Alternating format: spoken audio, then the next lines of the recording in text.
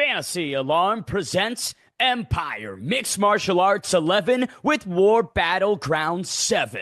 Welcome, fight fans, far south of the equator to Santiago, Chile, a breeding ground for the next generation of Latin American fighting talent. Tonight, 10 mixed martial artists aim to prove that they are the next wave of MMA exports to shake up the states and take over the UFC. A lifetime of fighting culminates in this opportunity at Empire MMA and War Battleground 7, and only one person stands in their way: their opponents.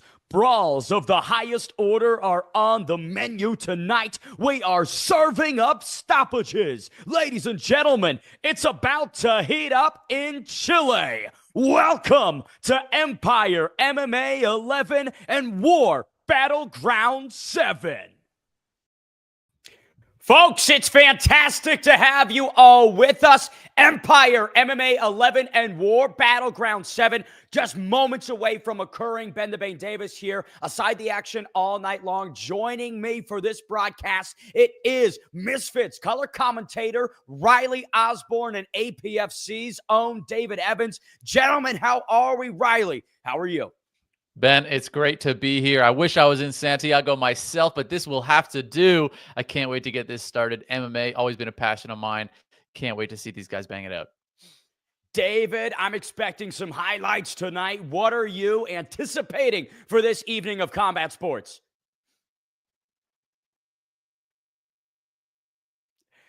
David, you're muted. He's got the mute on. Day one Zoom meeting trouble here. Man, Sometimes it happens to the best of us. I am excited. I don't know how I got muted. I haven't even touched my laptop, but I'm excited. I'm pretty sure, just like Chile is known to be, the fights are going to be hot. I'm happy to be here by the side of Riley and you, man. Let's get it. Our main event tonight, Jonathan García takes on Javier Valdebenito. Cannot wait for that one. Riley, before we take it to Chile, what are you expecting tonight? What are you looking forward to most? Well, if we're looking at the predictions, we have a lot of predictions for submissions as well as TKOs. So what that makes me think is we're going to see some finishes. I don't think we're going to see a lot of these go into the decisions. I don't think the judges are going to be super involved tonight. I think we're going to see finishes, whether that's submissions or ideally, I think we all love some good old-fashioned knockouts. I think we want those highlight reels. Let's take it live to Santiago for Empire MMA 11 and War Battleground 7. Tonight's fights begin with a clash between Karen Quintero and Catherine Machuca. Machuca staggered results in her last 4 fights, wins, losses, 2 apiece. And Karen Quintero, winless for the last 4 years. She is really searching for an opportunity, a comeback here tonight. David Evans, for a fighter like Quintero, what is most important about tonight?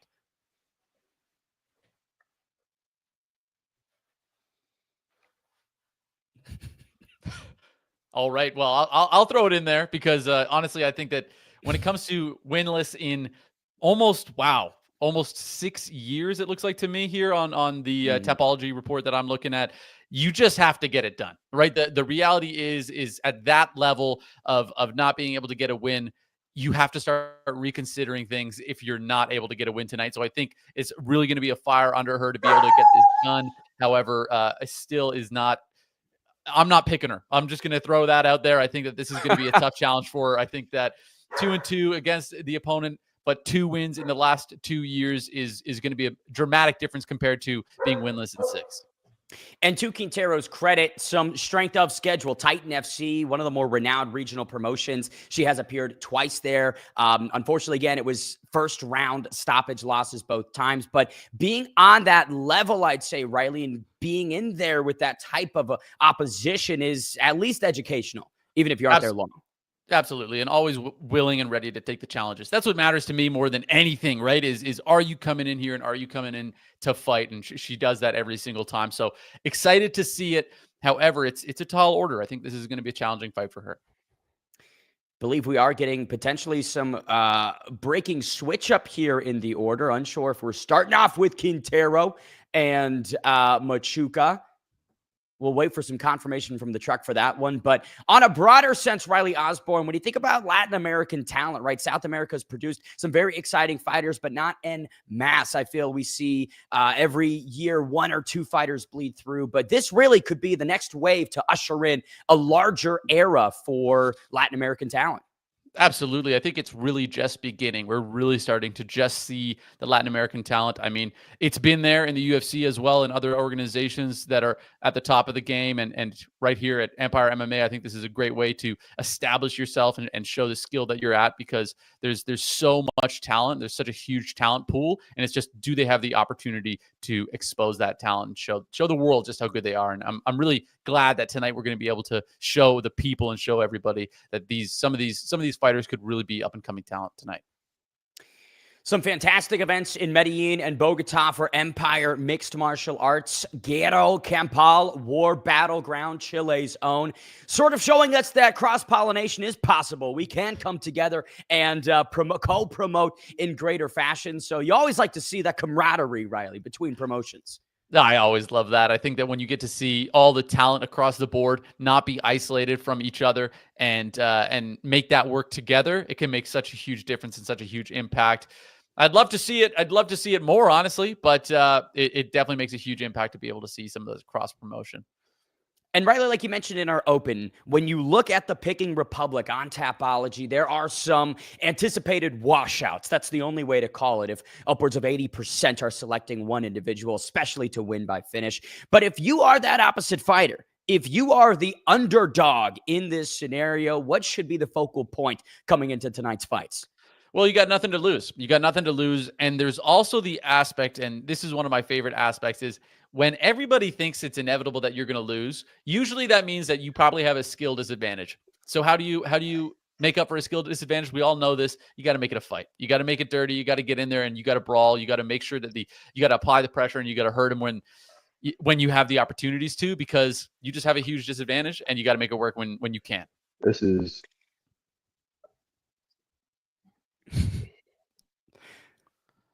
David Evans, welcome back, sir. Asking you expectations. Colombian mixed martial arts mixing with Chilean mixed martial arts. Love to see the cross-pollination of Latin American stars. Sorry about that, guys. Having some technical difficulties. Everything went black for me for a second. Hopefully that's what we see here in this fight, man. A nice knockout. We got 2 fighters with something to prove. Both of these women have chips on their shoulders. We all know that, the women fighters, they just fight with a certain passion that we don't really see when the men are in there. So I'm excited for this one, Bane and Riley. And especially when you are, of course, trying to break through from South America and really establish yourself on a grander stage. You fight with ferocity. You fight with a chip on the shoulder and seriously a opportunity to capitalize. So, I am personally very pumped up for this one. I believe we are going to be digging into Laura Cañon and Amanda Vargas, again, still awaiting a little bit of confirmation from the truck. But there are some high-level stars on tonight's fights, Riley. Well, this fight, if that is the fight that we're looking at here, 100% prediction for Cañon. So a huge favorite here. That is a massive underdog to be. However, like we were saying before, no pressure, right? No pressure. You go in there, you have every opportunity to get the job done. So we'll see how the results pan out here. 3-3 versus 4-0. So ideally, Cañon's going to be able to protect that O, keep it going, bump up to 5-0, and keep the win streak rolling. I will say we received a little bit of an update to that one. Of course, when 2 people are named Vargas on the same card, it does confuse. This is not Cañon versus Amanda Vargas. This is Alison Vargas versus Maria Jose Huircan. 1-3 for Maria Jose. Vargas 1-0. The Colombian trying to keep that undefeated streak alive. 3 15-minute rounds. Pro 115ers, Riley Osborne. So you wouldn't think that they have that stopping potential, but I feel of late that some of these lighter female fighters really don't come to mess around. No, usually the cardio is on full display. They just absolutely sling hands the entire time. I love 115. I think it's such an exciting division. You see so much talent in the 115 division, especially with women. 1-3 compared to 1-0. Hopefully we see that progression here. One of these fighters is able to really start to establish themselves. 1-3, that's tough. That's you got to start really establishing yourself and make sure to get that. 2-3 is not a bad record. 1-4 is tough. So this is a very, very critical, pivotal moment for her, I think.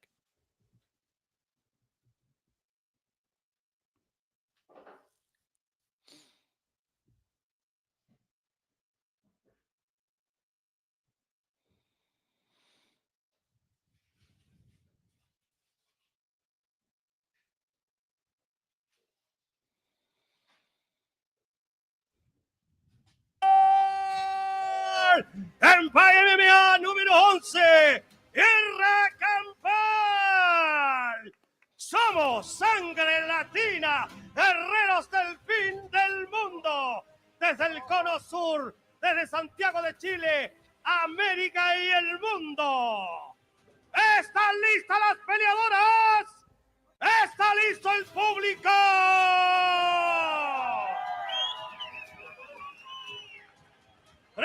Presentamos en la esquina azul. Viene de la República Hermana de Colombia. Se presenta con un récord de un combate ganado. Integrante del team Sima Jiu-Jitsu.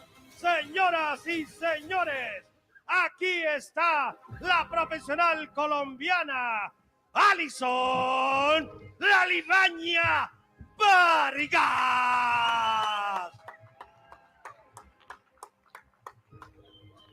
En la esquina roja es de Chile. Con un récord de un combate ganado. Integrante del Team Olea. Señoras y señores, una de las mejores libra por libra de Chile. Y aquí está para el desafío internacional la chilena María José Huircan. Árbitro del combate, el internacional Joan Lorca. Y Lorca, que ha sido nuestro árbitro de la noche, ¿no? Claro que sí, así es. Very excited for this one. First fight of the night.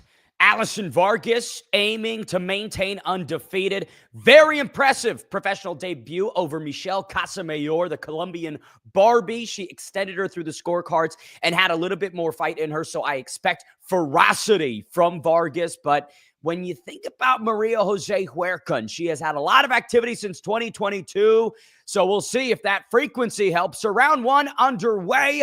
Vargas taking the center, Riley.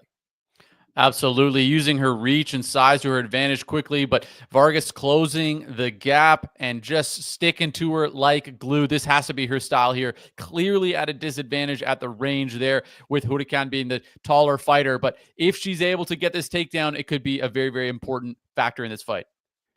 Vargas fighting like her life depends on it on this single leg. Huircan defending, though, nicely. Now almost around the neck, Riley.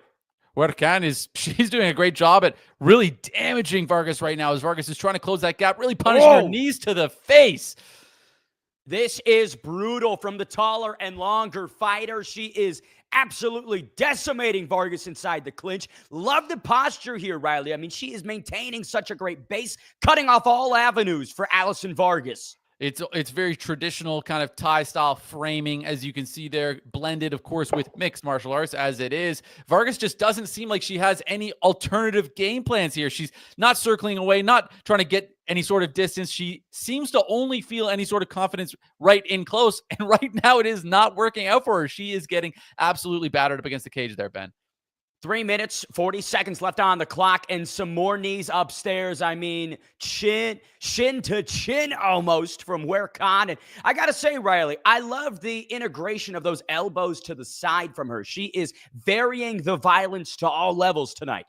Yeah, smashing blows to the body as well. Gets her down to the ground.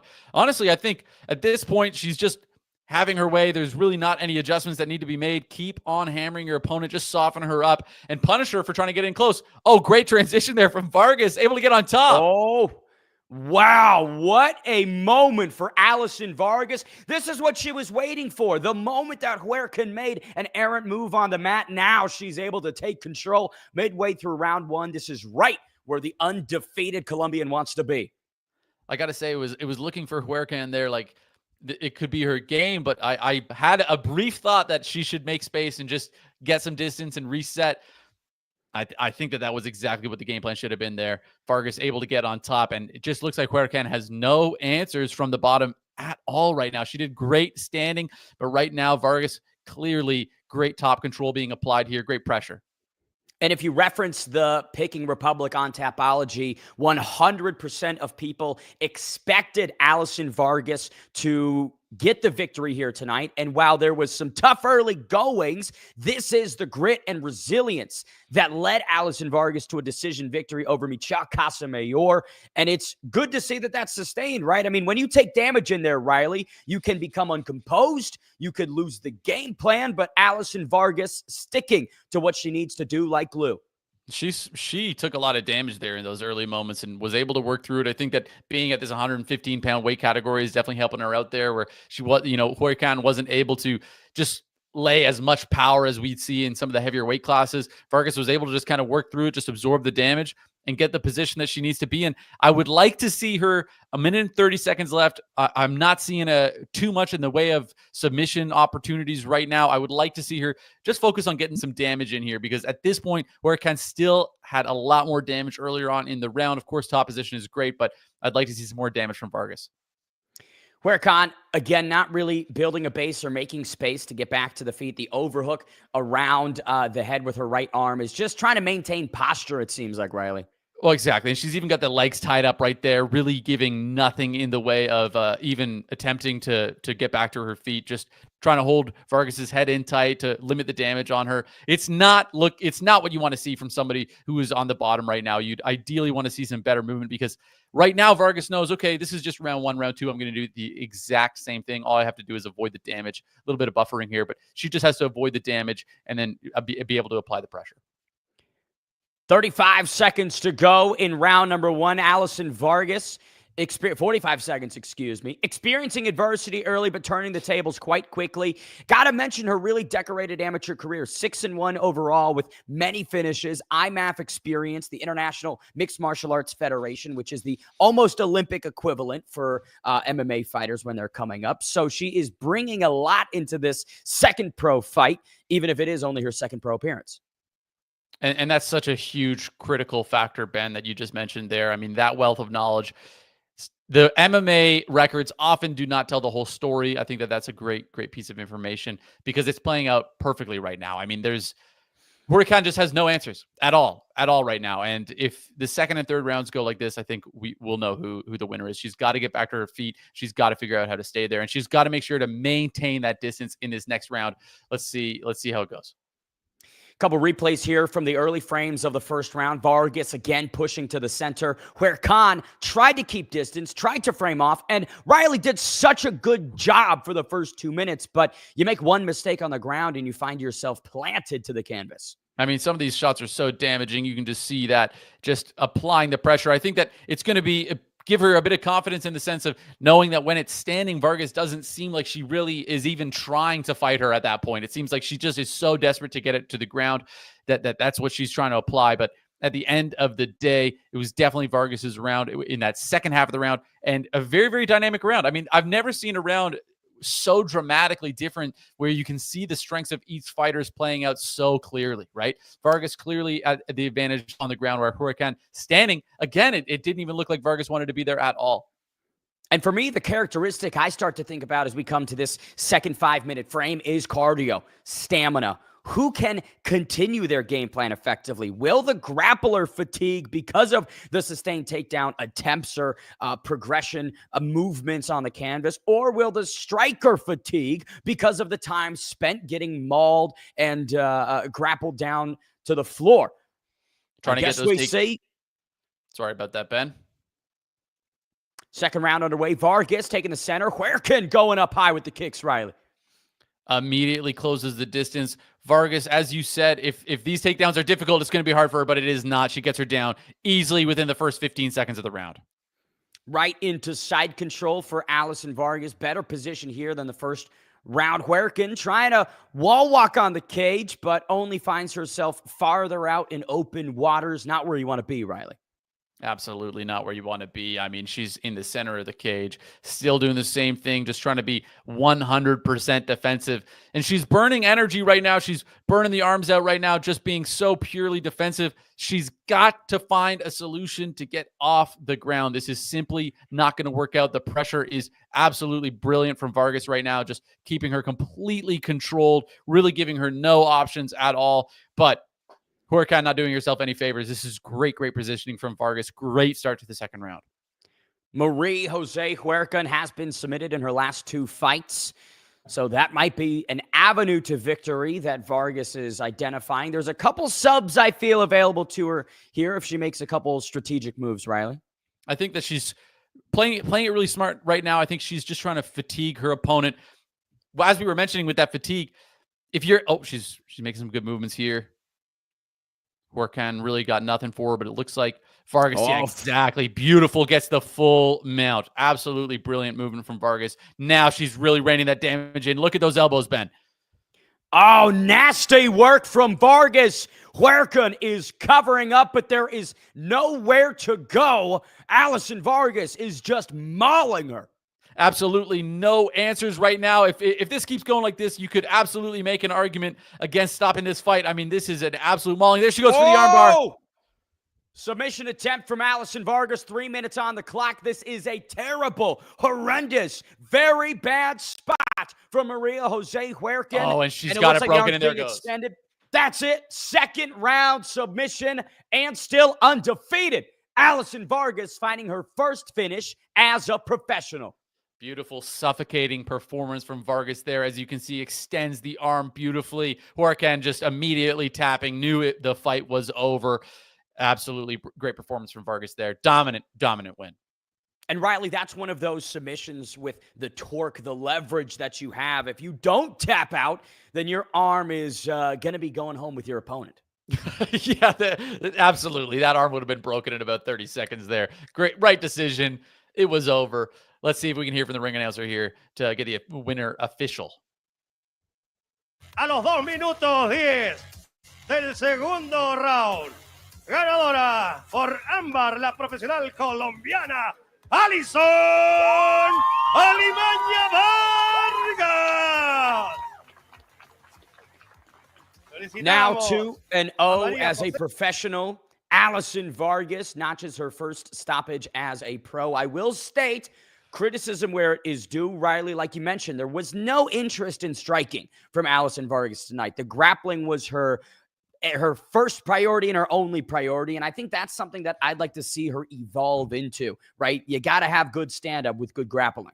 Absolutely. And still, I mean, it's great to see a very new 2-0 fighter getting a great win like that, being able to apply the pressure like that. But as you just mentioned, as she develops in her pro career, you're going to need to have the avenues there, because you cannot just have one pathway to success. You need to be able to strike at least to get in and to make damage to your opponent and really to add to the grappling game. But right now, she's getting the fights, she's getting the wins she needs to win, and she's getting it done. And that was honestly a great performance. I loved watching it. Great fight.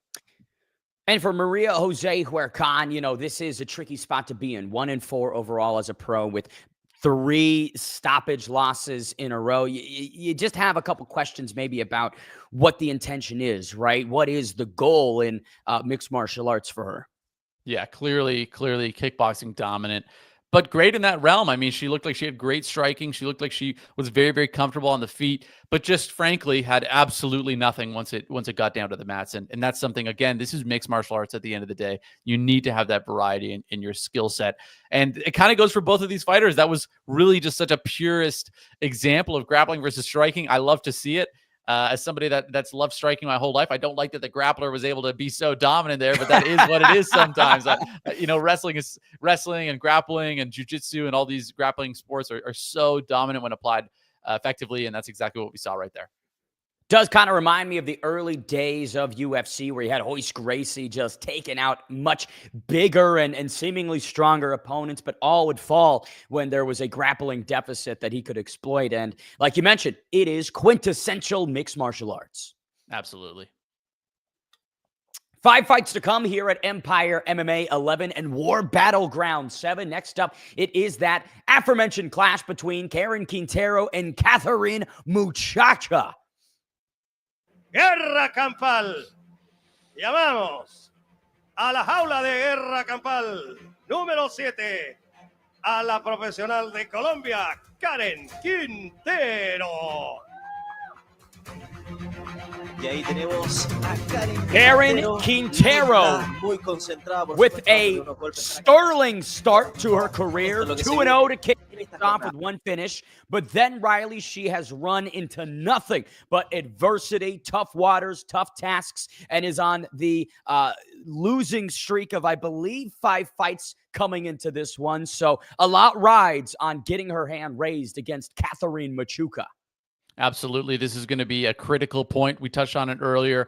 You have to kind of right the ship here. You have to start getting this in the right direction. 5 losses in a row. Really difficult to come back from, but not impossible. Right now, we have this fight actually does not have the predictions. However, I'll give you mine. I think that Machuca is going to prove to be a very, very difficult opponent here.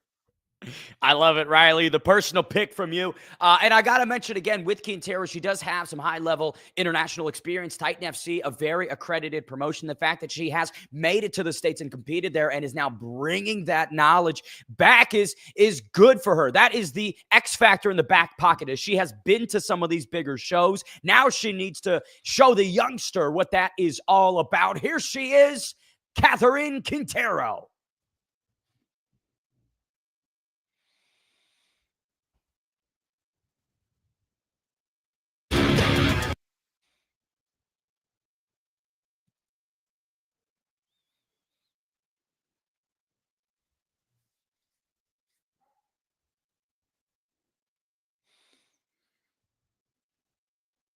Varias semanas preparándome y esperando este gran día donde me voy a enfrentar contra mi rival que es de Colombia. Chilena, Catherine la maldita Machuca, es perteneciente al equipo Mansur Bros, tiene 37 años, tiene un récord de 2 peleas ganadas, 2 perdidas y viene de hacer varias peleas internacionales. La más representativa hace un año estuvo peleando en combate global y se declara lista para lo que se venga.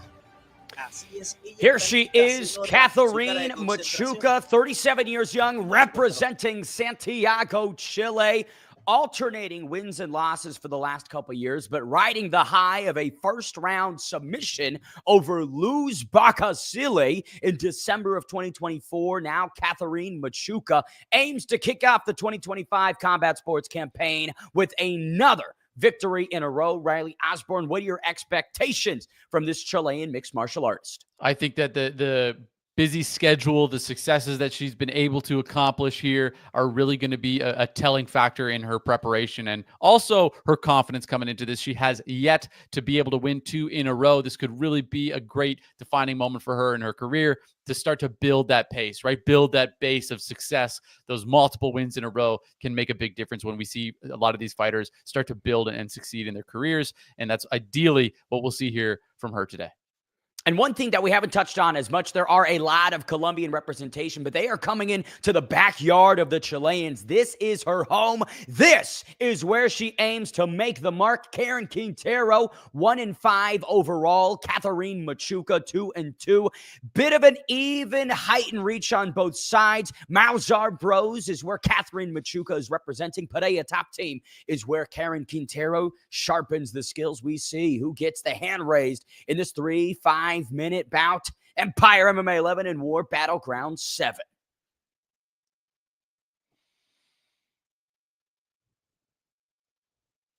Now, we'll mention, of course, Riley, if you've got one fighter who's all of their victories come by way of submission and one fighter who's lost by submission several times, I think we can sort of see where this one might be. But let's take it to the ring announcer. Del mundo, y estamos listos para la acción. ¿Están listas las peleadoras? ¡Está listo el público!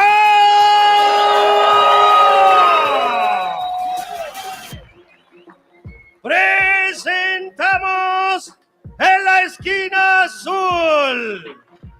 Viene de la República Hermana de Colombia. Se presenta con un récord de 1 combate ganado, 5 perdidas.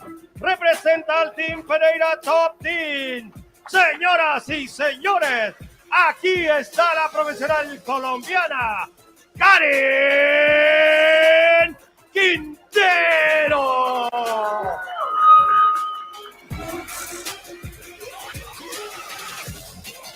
Presentamos en la esquina roja, Chile.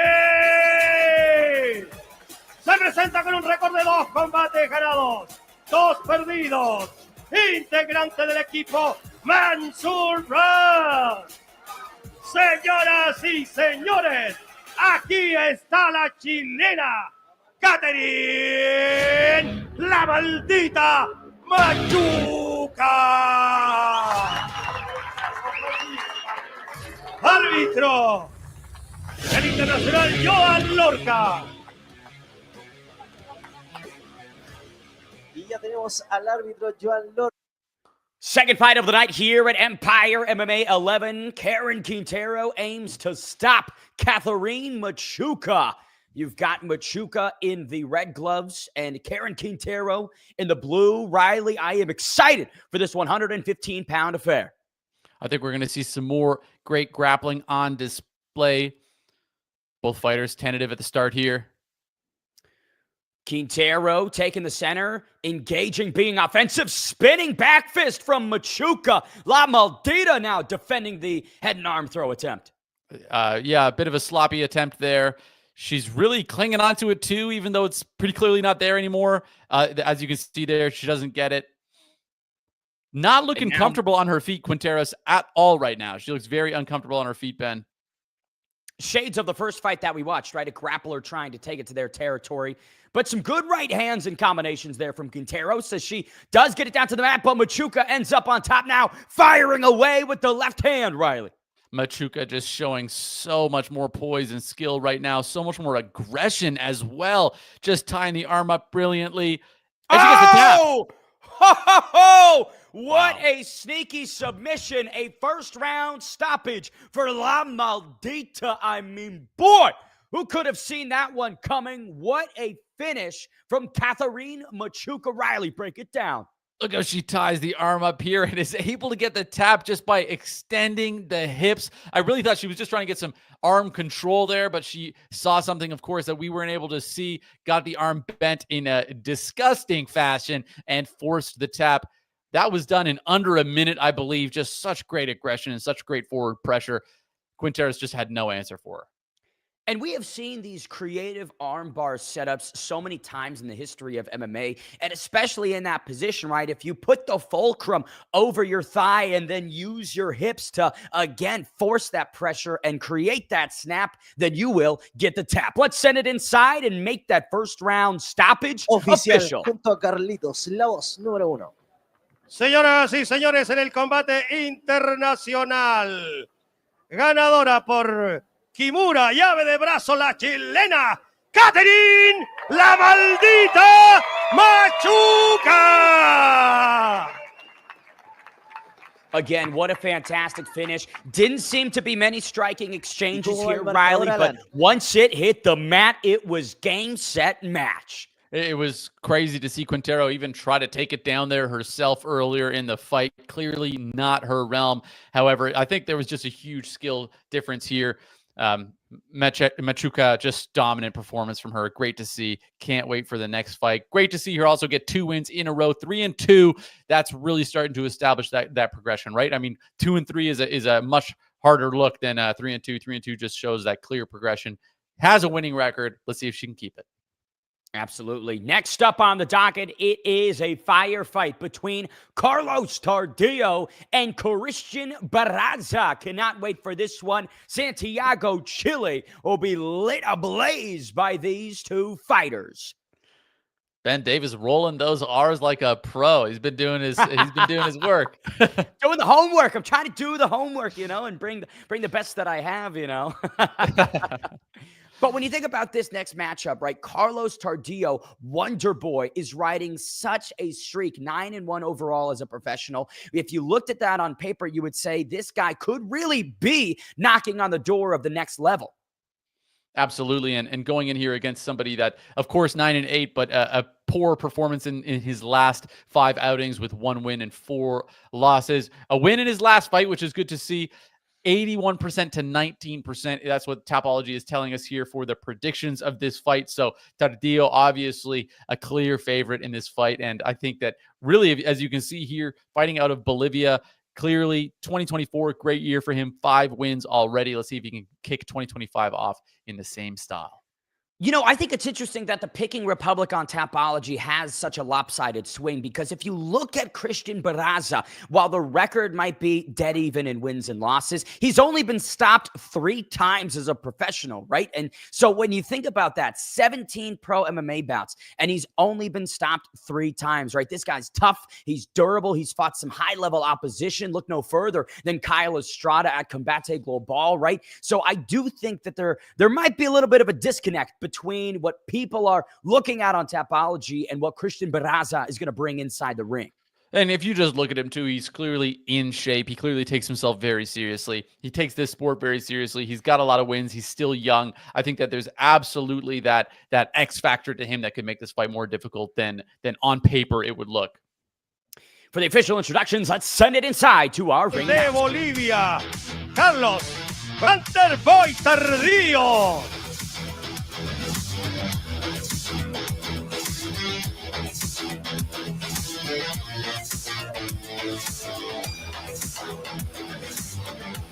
Here he is, the highly touted Mean Machine, Carlos Tardio, fighting a 6-fight win streak, 5 of those stoppages, all of those stoppages, Riley, coming inside the first round. This kid is a finisher of the highest order. I'm expecting ferocity from him. Absolutely. That's what we're going to see here tonight. Let's see if he can get that 10th win, put his wins into the double digits. And again, as we said, I think this is the type of guy that's really established himself, trying to make his argument. I mean, look at him. He's wearing the UFC trunks, really trying to make an established name for himself in some of the global stage, as we might be able to say. Riley, I want to ask you this question. Carlos Tardio's most recent fight came in the Pierre Salas promotion, where he captured the PSP Bantamweight Championship. That was 5 5-minute rounds. Now he returns to a 3 5-minute round booking. So he's got that experience of championship rounds. He has that belt around the waist. How do you think that that's going to influence him here tonight? I think it establishes confidence in your preparation, confidence in your cardio. When you're able to go 5 rounds, make no mistake, that is a dramatic difference from when you are fighting 3 rounds. 5 rounds is a difference in the pace, and it shows a clear need to have a game plan. Able to get the win shows that him and his team were able to formulate a game plan and deliver on that game plan. 3 rounds just makes it so much easier for a lot of these fighters. A lot of these fighters talk about that. So let's hear what the ring announcer has to say as he introduces these fighters. Cristian Scorpio Barraza.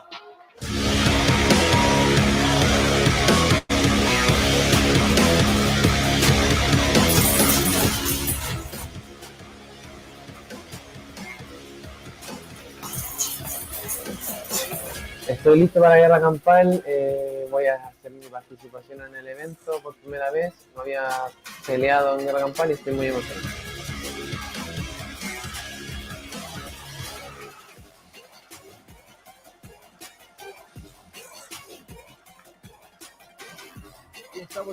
El Scorpio seeks to sting here tonight. Christian Barraza riding the high of a first-round submission of the highly touted prospect Rodrigo Rodriguez. Now comes into tonight seeking to upset another sterling silver prospect, Riley Osborne. I think this kid's got a chip on the shoulder. Absolutely. I mean, you can see in that win that he obviously is expected to be the underdog, and I think that seems like a place that this guy can thrive. He's able to get the wins when he needs them, so I'm curious to see if he's able to deliver. Couple of years off, as you can see there, his last loss 2022. Then he came in 2024 and got the win. So it always begs the question, what was going on in those 2 years? Was he able to change himself, develop himself, maybe fix some injuries that were hindering his performances? So very curious to see if he's going to be able to continue that train back in the right direction. And the message tonight that the Chilean is aiming to send is that I am not a stepping stone. I am not the guy that is going to help create your prospects or build somebody else up. I am the one that stops them and halts the hype train. And what I want to draw your attention to, Riley, is that many people would say that Wonder Boy, Carlos Tardio, with his 6 submissions, is a submission specialist. But Cristian Barraza's 7 submission wins to his name. So I think we might be in store for a grappler's delight here at bantamweight. And as we often see, though, Ben, is when there's 2 great grapplers, what happens?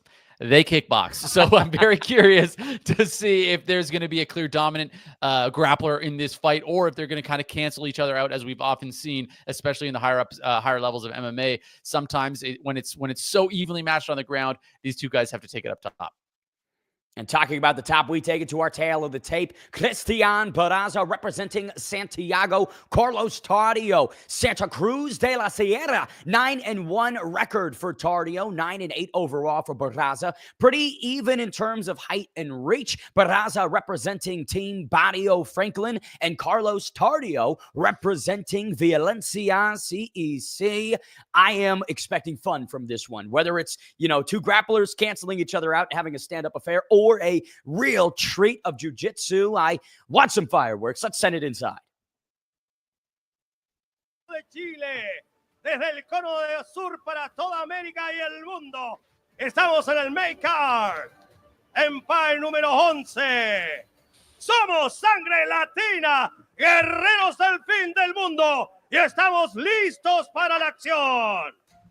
¿Están listos los peleadores? ¡Está listo el público!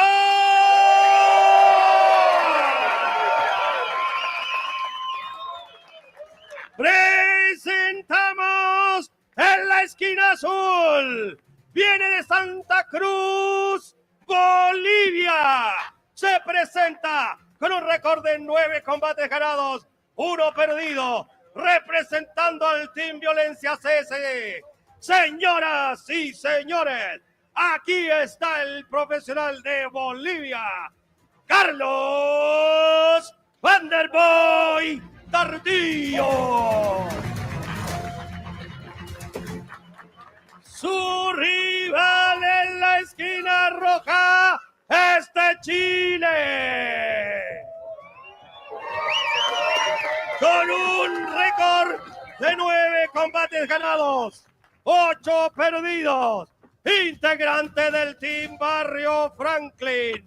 Señoras y señores, uno de los mejores peleadores de su generación. Se presenta el profesional chileno, Cristian Escorpio Barraza.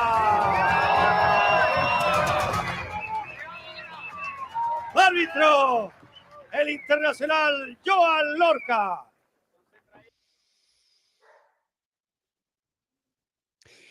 Cristian Barraza aiming to stop another hype train. At one point in time, he was riding a 5-fight win streak and seen as a South American prospect. Again, we talked about the opposition he's faced coming up against UFC's Jesus Aguilar earlier in his career. So if you are going to beat Cristian Barraza, you're going to need a ton of magic. And Wonder Boy aims to bring it. Round number 1 underway. Tardio in the blue gloves, Barraza in the red. Riley, they are kick it away.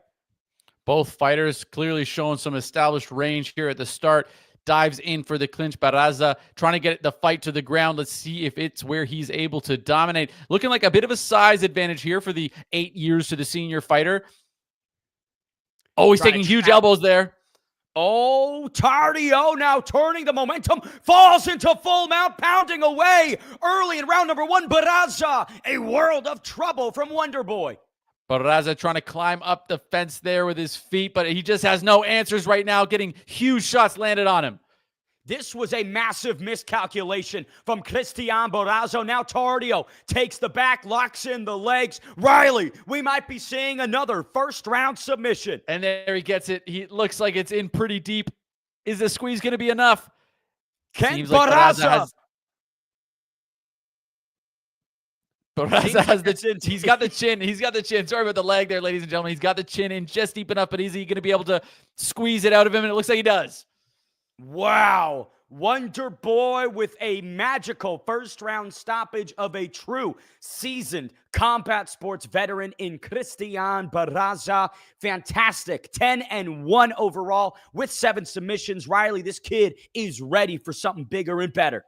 Great application of the squeeze there. It looked like he had his chin in, but just enough power and strength coming in there to be able to get the job done. Brilliant performance from the young up-and-comer.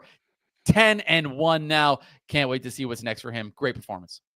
I simply have to mention Cristian Barraza is so integral to Empire mixed martial arts history. Fought in the first ever event against a very young green John Rodriguez Tacha, who many of the Colombian MMA fans would know as he is sort of the next export rising to the next level. And so for Barraza, being at the beginning, being one of those guys at a point in his career that was the big prospect, and now ushering in the new age. I mean, this kid was the past, present, and still could be maybe in the future of combat sports. But we sent it inside to make that first round stoppage official.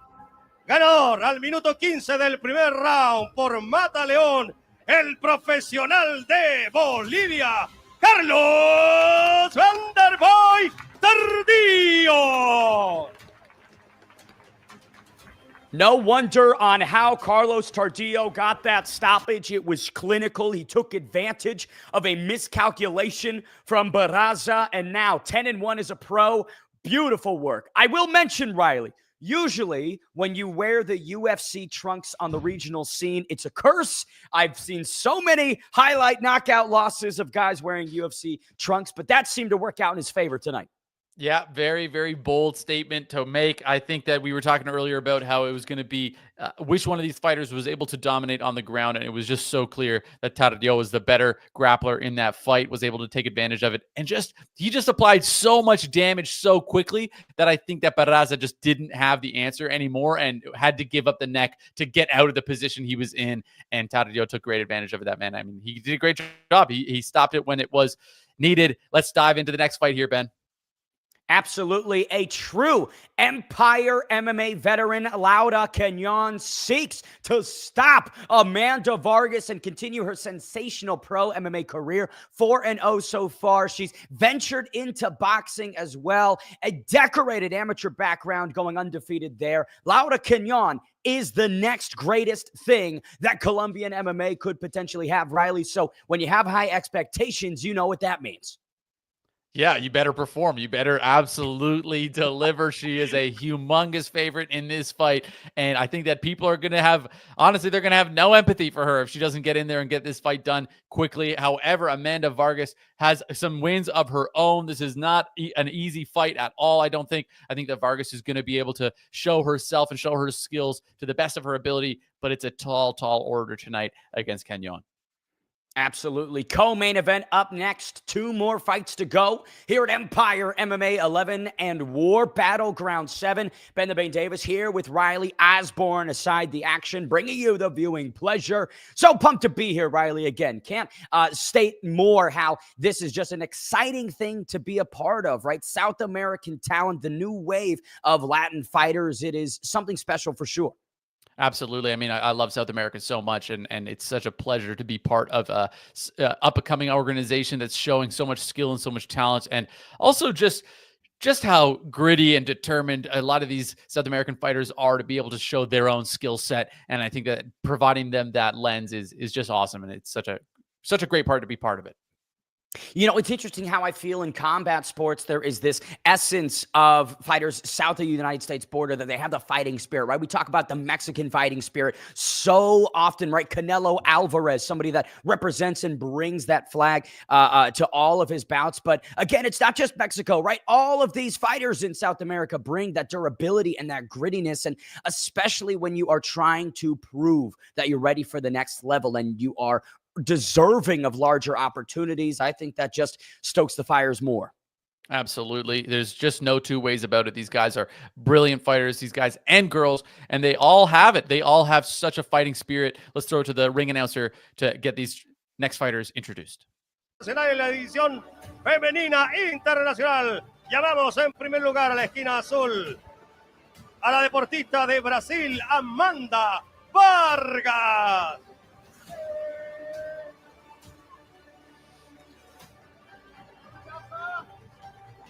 Amanda Vargas representing Brazil, 3-3 as a professional. She has 2 bouts under the LFA banner, which is the consensus best and brightest regional MMA promotion. In both of those fights, she did lose by decision, but again, proving you can go the distance against LFA talent, in my opinion, Riley makes a big statement when she returns here to Chile. Going the distance just is not enough, though. She's got to get the wins. Tonight is very, very important. In her last 5, 2-3. So absolutely nothing to turn your nose up at. 23 years old, still very young in her MMA career, still making huge improvements towards becoming a better fighter. However, the tall order in front of her is going to be a very, very big statement, in my opinion. If she's able to get the win tonight, man, she's going to make an argument for herself to be something to look out for. I couldn't agree more, Riley. This is a huge opportunity that Amanda Vargas needs to grasp with both hands in this co-main event. Want to mention, she has a 100% finishing rate. 1 knockout and 2 submissions comprise her 3 pro MMA victories. So while she isn't someone that has really loved seeing the scorecards in her career, she has made it a point to not get there, Riley, when she gets her hand raised. Honestly, I love fighters like that. Fighters that they're kill or be killed. They go out there. They go all out. They don't leave it to the judges. Always makes for a great fight. What a pleasure to be able to commentate it tonight. Nobody believes in Amanda Vargas but herself. We shall see if she can find another scintillating stoppage in Santiago.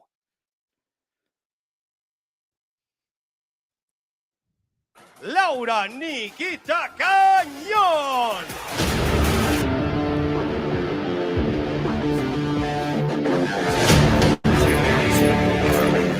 Yo estoy súper lista para esta Guerra Campal Empire.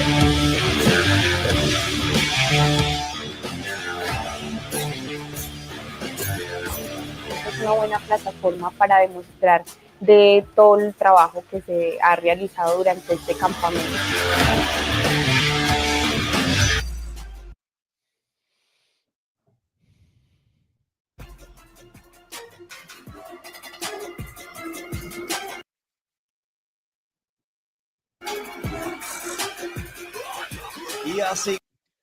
Laura Cañon, one of the truly homegrown products of Empire Mixed Martial Arts. This will be her 5th appearance under this banner. She has been victorious in every single fight in her professional and amateur career. Riley, they do not come more decorated than Laura Cañon.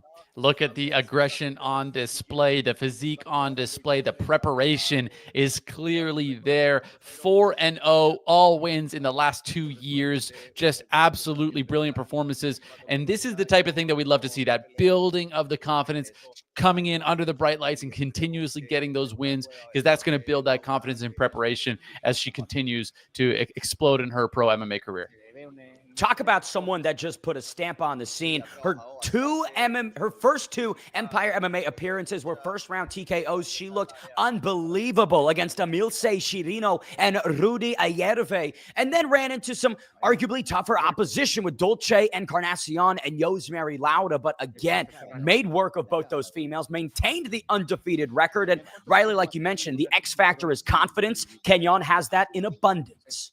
Absolutely. And she's also got that durability and grit. And as you just mentioned, has proved that if it comes down to it, she can go the distance. She can fight these different type of fights. Now going in against a fighter that doesn't seem to have any interest in going the distance, that has to give you a level of confidence where you say, well, I've done it. I've been there. I can do it again. Whereas your opponent has never done it. So if she's under pressure, she can change the style, change the game plan, try to drag the fight into deep waters, and that's going to be able to be a benefit for her. So it just gives her a couple different routes to be able to exploit in this fight. I'm very curious to see which direction she decides to take it. However, I've got a gut feeling that it's going to be to really try to put a beating on her opponent here. I completely agree with you. Laura Cañon representing Bogota, Colombia. Amanda Vargas, Rio de Janeiro, Brazil. She is the most experienced opponent of Laura Cañon professionally with 6 pro bouts. Cañon 4-0 as a pro. Bit of a height disadvantage for Cañon. She represents Club Equipe Serrano. We set it inside to the ring announcer. Esto es Guerra Campal número 7. Desde Santiago de Chile, del Cono Sur para América y el mundo. Estamos en el Main Card Empire MMA número 11 y estamos listos ya para la acción. ¿Están listas las peleadoras? ¡Está listo el público!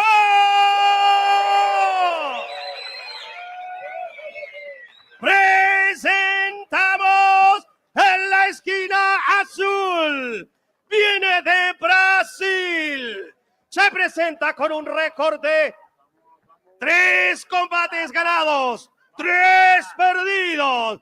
Representa al Team Brother. Señoras y señores, aquí está la peleadora del Brasil, Amanda Vargas.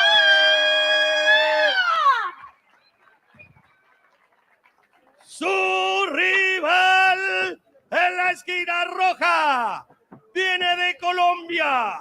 Se presenta con un récord de 4 combates ganados, 0 perdidos. Integrante del equipo Club Serrano.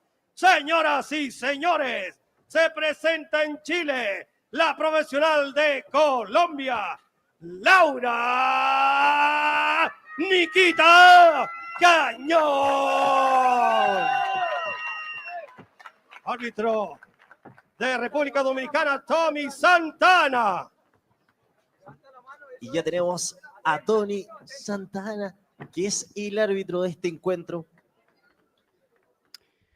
Tony Santana, the third man inside for our co-main event of the evening. 3 5-minute rounds for the biggest test of Laura Cañon's young career. We will see if she passes it like she's passed all the others. Cañon in the red, Amanda Vargas, the Brazilian, in the blue, Riley Osborne. This is a huge opportunity for both females. Absolutely. Cañon looking very composed and strong, whereas Vargas immediately takes the center of the ring, showing some good defensive responsibility up top. This is our first fight where we're actually seeing a bit of a leather being thrown here, Ben. Cañon has such a patented boxing style, right? She operates off that jab so effectively, uses that lead hand in a very educated manner. And Riley, the footwork is impeccable. She's got a very strong base with her punches there, which is going to benefit her as well when it comes to avoiding the grappling. She looks very, very strong and planted, and she's landing with much more power than Vargas. But Vargas doing a good job defensively here to kind of just defer the shots, not getting hit very clean just yet. Let's see if she can keep it up. You can almost see that Vargas is waiting to explode and wing some power shots into the pocket of Cañon. And when that opportunity... Oh! Right hand from Laura Cañon brings the Brazilian to the canvas, but just for a moment, seems like Amanda Vargas has recovered well, Riley. Wow, Vargas just popped right back up on her feet after getting dropped there, applying some pressure of her own. Now, Cañon really fighting on the back foot, not really applying any forward pressure of her own. That can be exhausting, as we know. It's very, very difficult to fight on the back foot for the entirety of a fight. However, that was a great shot that really dropped her opponent. Looking a bit more uncomfortable when it comes to throwing kicks on her end. She's very comfortable with the punches, whereas Vargas, another big right hand. Looks like it wobbles Vargas. Buckled the legs of the Brazilian. 3:20 left on the clock in round number 1. And most of the times when Laura Cañon is landing, Riley, it has some impact on it. I don't know what she's got in those gloves. I mean, the power on display right now is really impressive. Got a nice look at Tony Santana's head there moments ago. 3 minutes left on the clock in round 1. And again, Amanda Vargas doing all the right things, right? Pressure is going to break down and belittle the success and offense of Cañon. Absolutely. I mean, she is relentless, taking huge shots off the head, seemingly hurt, and then just immediately coming back with the pressure. Such great durability on display. I think it's hard to express how difficult that can be. However, Cañon staying composed, not rushing the process. You can see the confidence in her that she's confident she's going to be able to get this done. Isn't going crazy when those big shots land, throwing some nice combinations of her own now. Amanda Vargas has never been stopped in her professional mixed martial arts career. 2:20 left on the clock. Cañon goes low. Great connection to the body. And like you said, Riley, these females are trading leather. Absolutely. Some great composure on the face of Vargas, though. It looks like she's just staying consistent, staying to the game plan. And Cañon is honestly, it's looking like there's just a bit of that fluster for her. It's why won't my opponent go away? Often when you hit your opponent with so much power and you expect them to be unconscious or at least more hurt than they are, it can be a bit frustrating for you.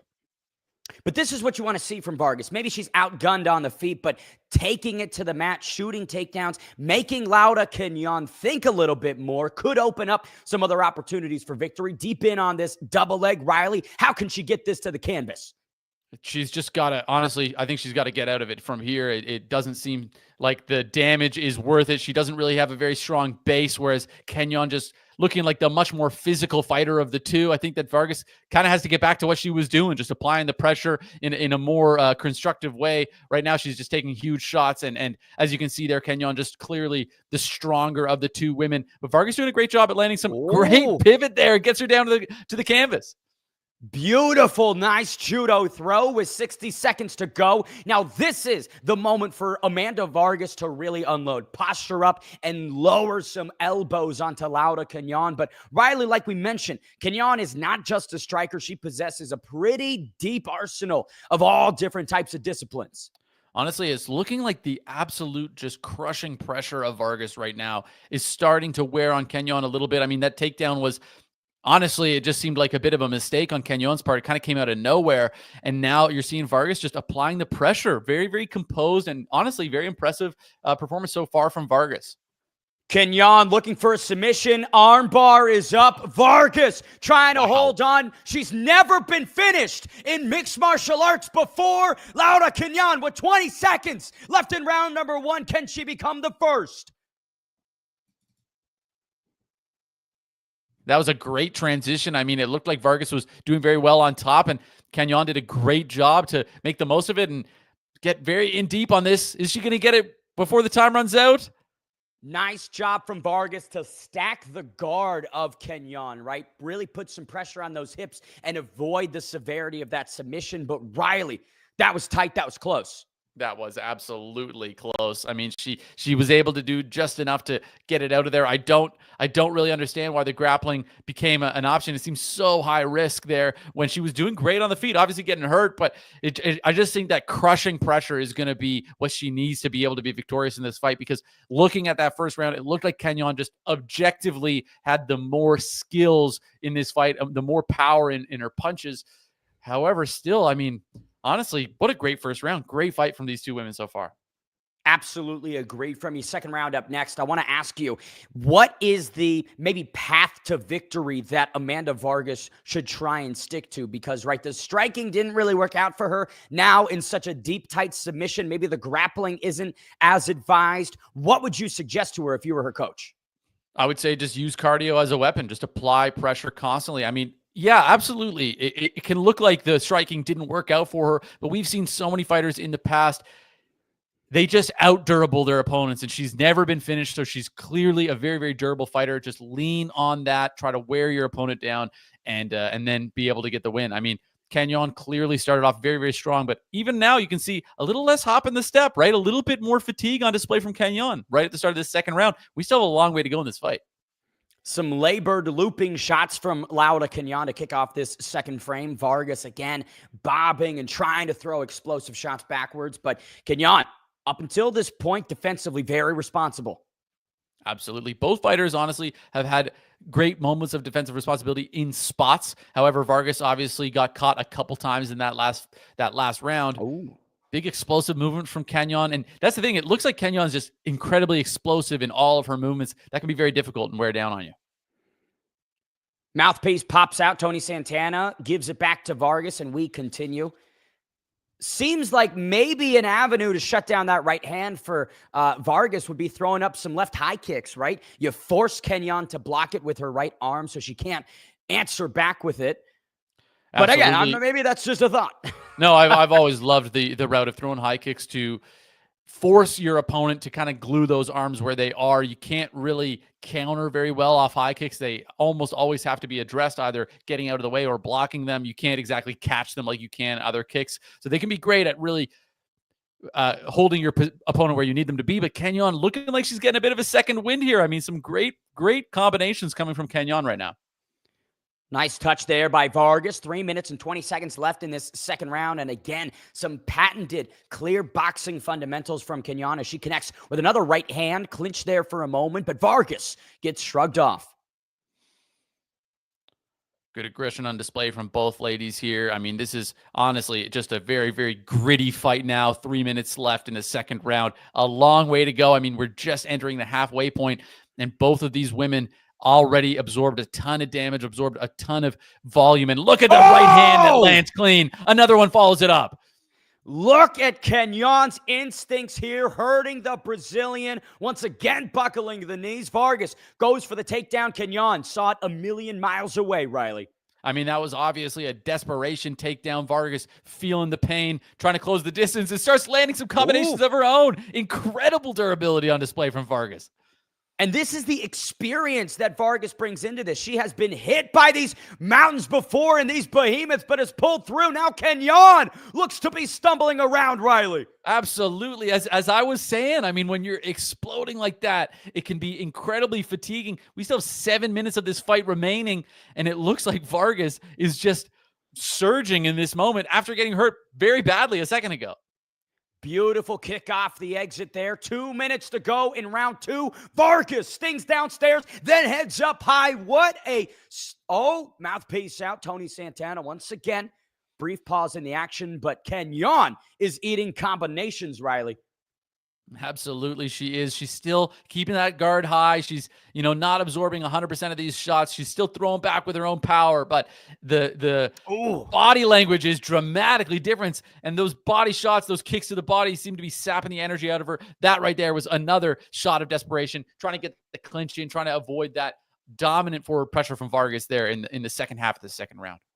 The undefeated prospect, Laura Cañon, seems to be wilting as this continues. Vargas on the other side of the coin, surging. 1:10 left to go in round number two. Riley, if Cañon can somehow get this to the mat, that would probably be the most advantageous move. And it looks like, wow, great job of Cañon, able to have getting the top position here, and a dominant top position at that. Is Vargas going to be able to slip out the back here? She has to move that right leg, build a base with it, and pop out. But again, Cañon trying to isolate the limb for an arm bar. Submission's not there, but the strength of Laura Cañon to find the reversal and plant Vargas on the canvas. You can't question that this woman has the heart of a fighter. She absolutely does. And a great job at transitioning the game plan. On the feet wasn't working to her advantage anymore, but some fighters, they're able to be, even if they lose that explosiveness on the feet, they can still be such grinders when it gets down to the mat. She did a great job at making that transition and showing clearly here, in my opinion, that it seems like she has a little bit of an advantage on the ground here, especially with the strength and just gritty determination on display. And talking about gritty determination, Amanda Vargas muscles her way back up to the feet, ending round two with some ferocious knees to the inside. What a fight that we have. Laura Cañon almost buckling over at the end of that second frame, Riley. Absolutely, and she still has a long way to go. 5 minutes remaining in this fight. But honestly, great display from her. Great shots landed, finishing the round on top. Just able to make it work when it really wasn't looking like it was going her direction. And frankly, a great adaptation. As you can see there, the huge right hand stumbles her opponent, hits her again with another one. I mean, first off, what amazing durability from Amanda Vargas here. Ben, I'm excited about this third round. What a great fight so far.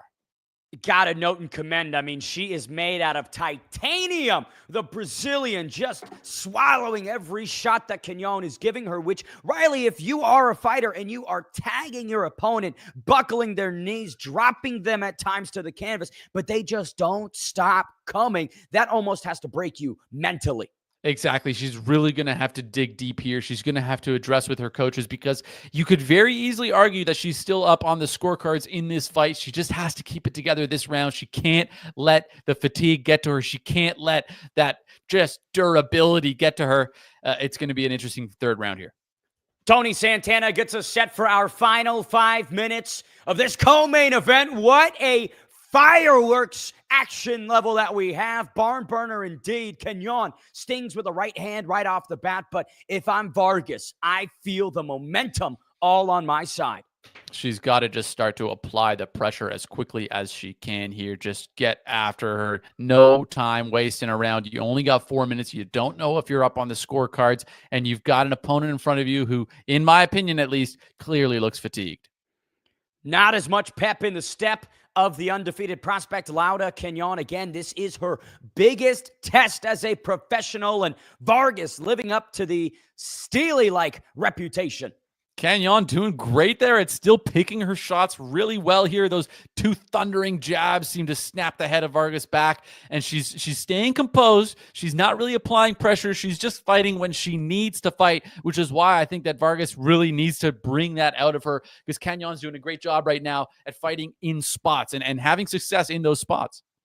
Think this fight's still up in the air. Could be 1-1. And there's a right hand from Cañon that once again has Vargas stumbling backwards. Another 1-2 combination. I mean, the durability on display from Vargas is unbelievable. I've never seen somebody hurt so many times and just bounce back as if nothing happened.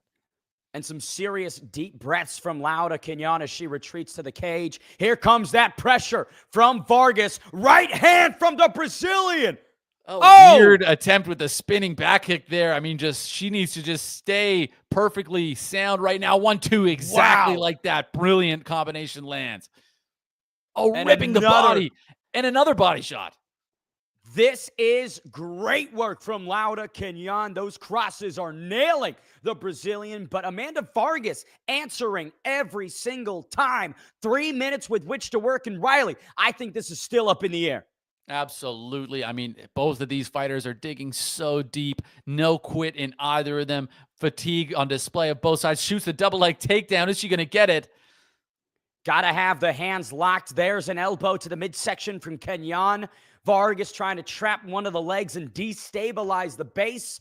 But again, this isn't really her avenue to success in this fight, right? In the last 2 rounds, Vargas hasn't been the one that's been succeeding with the takedowns. Yeah, it's very questionable, especially at the end of the last round. I mean, Vargas literally ended up on the bottom after trying to shoot for a takedown.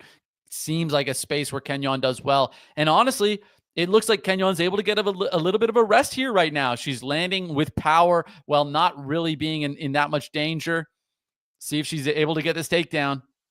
Excellent balance from Laura Cañon as she is really bringing down the elbows on both sides, then goes upstairs to the head. And Riley, you have to consider these are significant strikes. These are getting Laura Cañon points in the judges' eyes in such a pivotal and critical final 5 minutes. Amanda Vargas might look back on this takedown attempt and really regret her choices. Absolutely. And in my experience, at least, gone are the days that you can just kind of lean on your opponent on the cage and think that that's getting you points. I mean, Cañon right now is landing the shots that matter, whereas Vargas is just kind of leaning on her. I mean, if I'm a judge, that doesn't mean anything to me. You're not getting any points when you're just kind of leaning on your opponent here as you're absorbing these huge elbows to the ribcage and the head. Especially when you think about the sequences before this takedown attempt. Laura Cañon landing that right hand time after time in this third round. If I'm Amanda Vargas, you have 70 seconds to do something special with that takedown. Absolutely. I mean, that is great right there. Cañon just kind of let her have it, looking like a bit of fatigue on display. If Vargas is able to finish the fight here and able to get this next 1 minute to really look dominant, I mean, she could make a good argument for having won this fight. Laura Cañon trying to remain undefeated. Amanda Vargas wants to halt another hype train in her pursuit back to the bigger shows. 40 seconds left in what has been a tremendous affair of this co-main event. If I'm Cañon, floor's lava, Riley. I got to get back to my feet. Absolutely. Cañon has to make some sort of statement. I mean, she did so well in the first half of this round, really dug deep. She cannot let herself I don't want to say give up, but she can't let herself be relinquished to this position with the last 20 seconds of this fight. Let's see if she's able to get to her feet and get something going. Wall walking here now, tying up and entangling. 10 seconds left. Laura Cañon limiting all of the damage that Amanda Vargas can do. What a smart third round from this young, undefeated fighter. We thought that there might be question marks following that second frame. She looked fatigued. She looked almost defeated, but she came back brilliantly in those final 5 minutes. Phenomenal fight. I mean, we were questioning if she was going to be able to get that takedown and if it was really worth the risk, but it looked like it did pay off there with that last minute, just looking so dominant. Good back and forth third round on display, but I think it would be very, very difficult not to give that to Vargas. Cañon just didn't have the gas tank, honestly, and came up against one of the most durable fighters I've seen in a long time. Brilliant display of durability and grit and skill from Amanda Vargas. Riley Osborne, I have to say, I almost disagree with you in our first decision of the evening. I feel that third round was up for grabs for either fighter. Cañon did the better work, more significant offense, and Vargas had that opportunity in the final 60 seconds with that takedown, but I just don't think she did enough. Let's send it inside to find out who will win in our co-main event. Will Laura Cañon stay undefeated, or can Amanda Vargas teach the youngster her first lesson?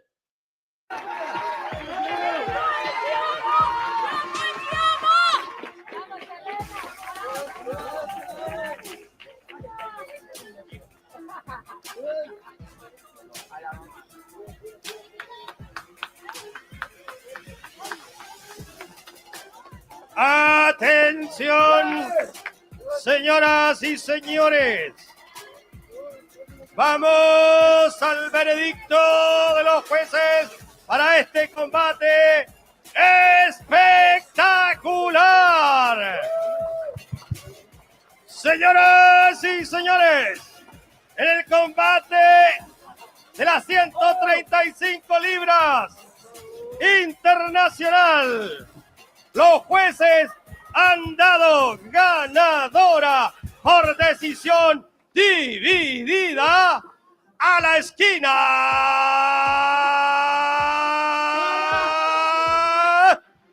azul, Brasil. Wow! Amanda Vargas gets it done on the scorecards. Now 4-3 as a professional and snaps the streak of Laura Cañon. Riley Osborne, you were right. The Brazilian had done enough at the end of the day to bring the victory home to Rio de Janeiro. Feels good to be right. There's your first lesson of the day, Ben. Don't go against my picks. I'm just kidding, of course. Great back and forth fight from both of these fighters. Great display of skill. Honestly, in my opinion, that absolutely could have gone either way, and it just happened to go to Vargas tonight. Great fight from both fighters. That's one of those fights where close fight. I don't disagree with the decision, but again, I probably wouldn't have disagreed with it if it went the other way either. Still fantastic display of grit and determination. What a performance from Vargas, finally able to get herself now into that winning record 4-3 and beat an undefeated prospect. I mean, here at the Tapology review had it 100% to Cañon, and she was able to right that wrong. If you look at it, that is like statistically the greatest upset of all time. Quite literally 100% of people picking the wrong way and snapping the skid, right? She was coming off of the defeat to Ruth Pereira at LFA 191, now beating Laura Cañon. Amanda Vargas back in the win column. Fantastic for her. And for Cañon, right, there are still so many bright spots in this fight. Her striking looked very good. The hands were as sharp as always. But, you know, for the youngster, you got to think about getting up off the canvas, not accepting the position at all, right? The balance was good. The takedown defense was fine. But once she hit the mat, Riley, building the base and getting back up is of the utmost priority. Absolutely. And she just didn't have anything left. I mean, she expended all energy early on in the fight.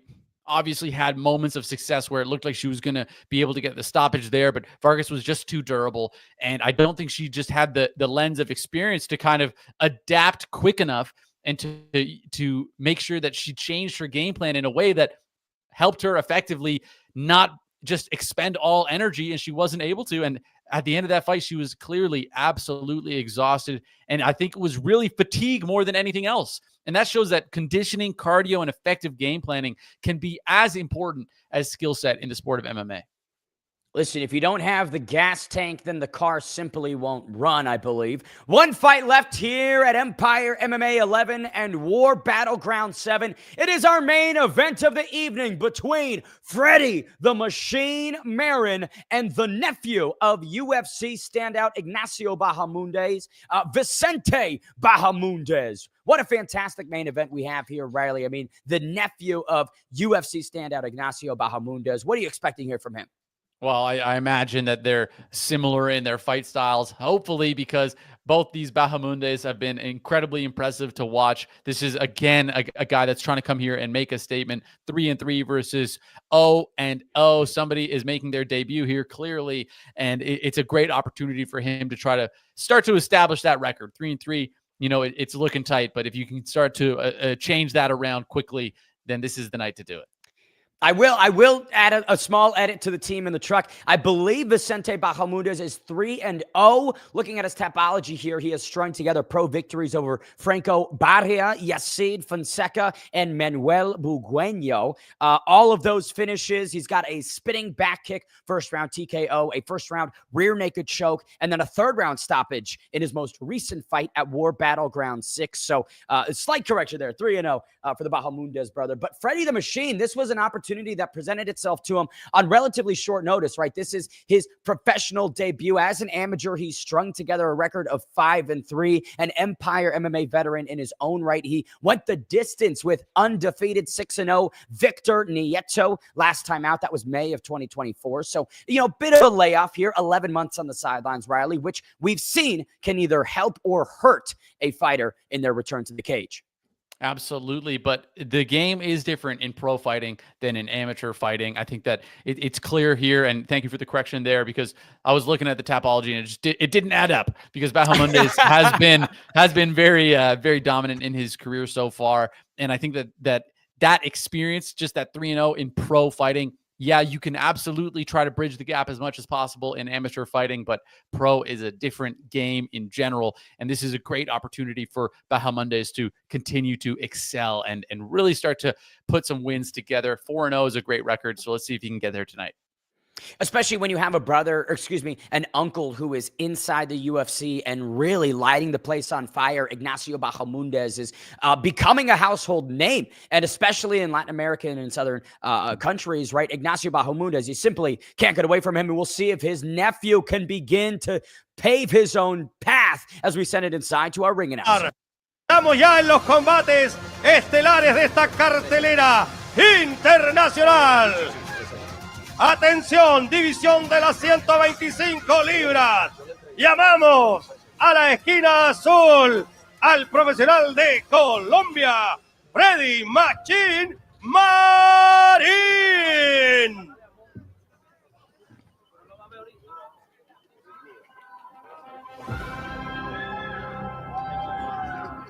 Fredy Machine Marin coming into this main event on relative short notice, making the long-awaited professional debut. He is not here to take photos or videos. Riley, he's here to make a statement.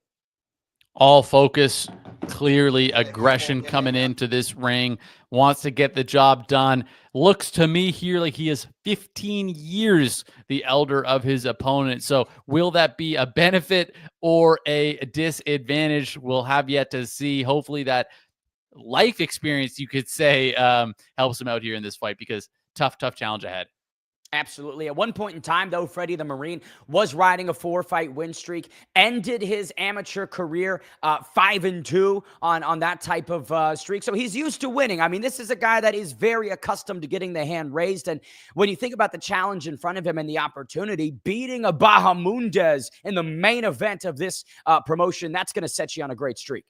Especially when you're expected to lose, right? I mean, Bahamondes is clearly the person that people are hoping he's able to get the win here. 95% predicting he wins, with 75% of those predicting he wins by KO. So for Fredy the Machine, it's clearly the time here to upset the people and get that win and establish yourself. Because as we said, of course, he's got that amateur background, but if you're able to get this as your first pro win, that makes a great argument.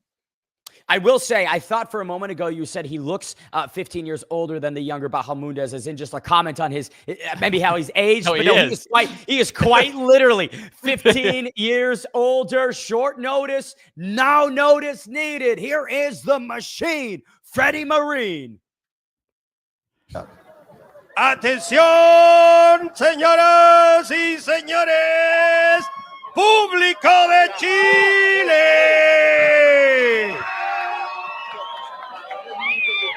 Llamamos a la jaula al peleador chileno, Vicente, el bicho Bahamondes.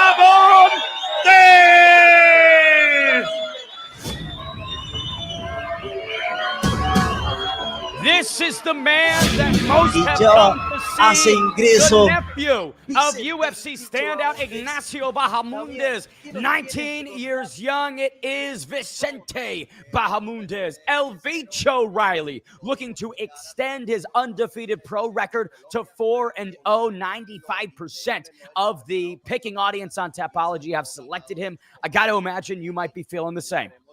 Absolutely. A clear favorite here. Young, up-and-coming fighter, 3-0, trying to make a name for himself. Clearly fit and ready. Looks like he's good to go. I can't wait to see this fighter. I mean, when you have that youth and you have that confidence and you've never lost, that just gives you a different air of invincibility that you have, and I hope to see him continue that win streak tonight.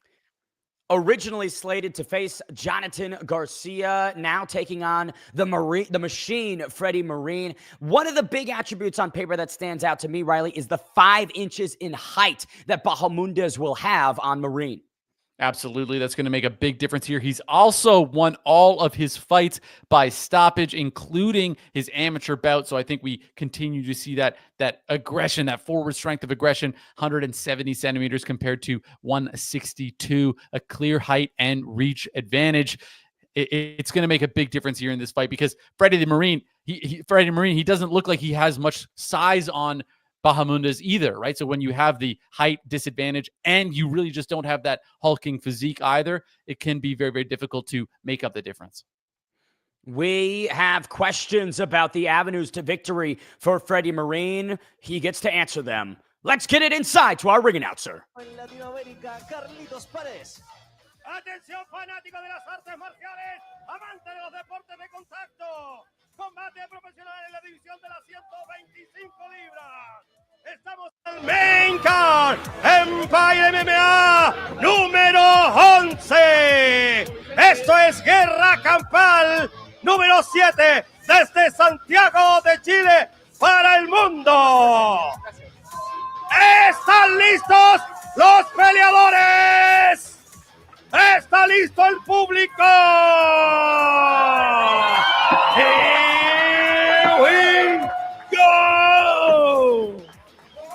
Señoras y señores, presentamos en la esquina azul. Viene de Medellín, Colombia. Hace su debut en MMA en Chile. Señoras y señores, se presenta el profesional de Colombia, Fredy Machine Marin.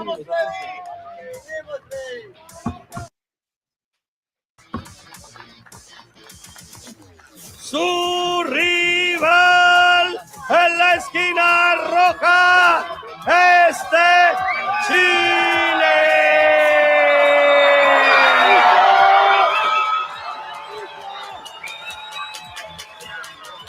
Se presenta con un récord invicto de 3 combates ganados, 0 perdidos, integrante del Team Jaula Bahamondes. Señoras y señores, el diamante de Chile, aquí está Vicente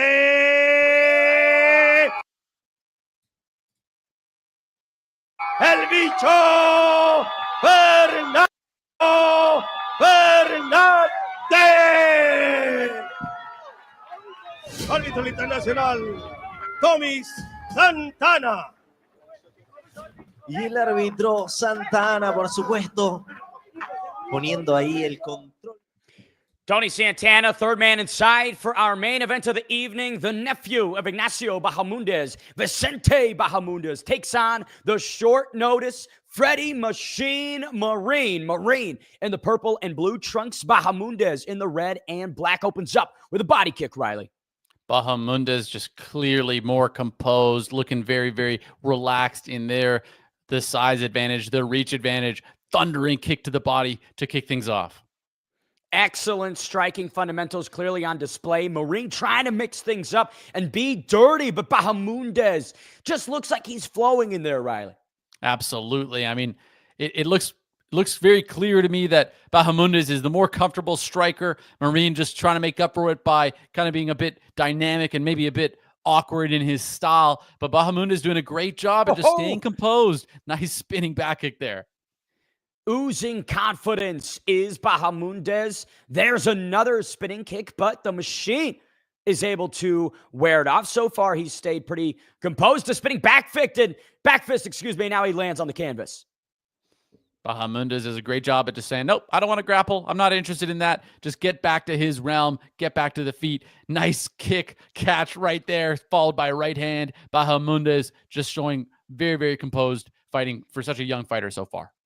We had questions about what keys to victory Marin was going to bring into this, and it seems like he's throwing a lot of wild strikes, a lot of non-traditional movements. Riley, I'm not really sure what the game plan is. I mean, and when you're fighting like that, it's just so taxing on the gas tank, and being the much older fighter here, that is unlikely to be his realm where he's going to be able to dominate in. I would imagine that Bahamondes is going to be fitter and younger and able to have more cardiovascular success there. So Marin just kind of doing that dynamic movement. It's not looking great, in my opinion. Bahamondes so far clearly in control of this fight. Big opportunity for Fredy Marin, who is a pad holder, funnily enough, at MMA Colombia, but he's put in so much time and work in the amateur career that this opportunity came up following Jonathan Garcia's withdrawal, and it was planted in his hands, and now he's trying to embrace it. So this is a almost Rocky Balboa moment for Fredy the Machine.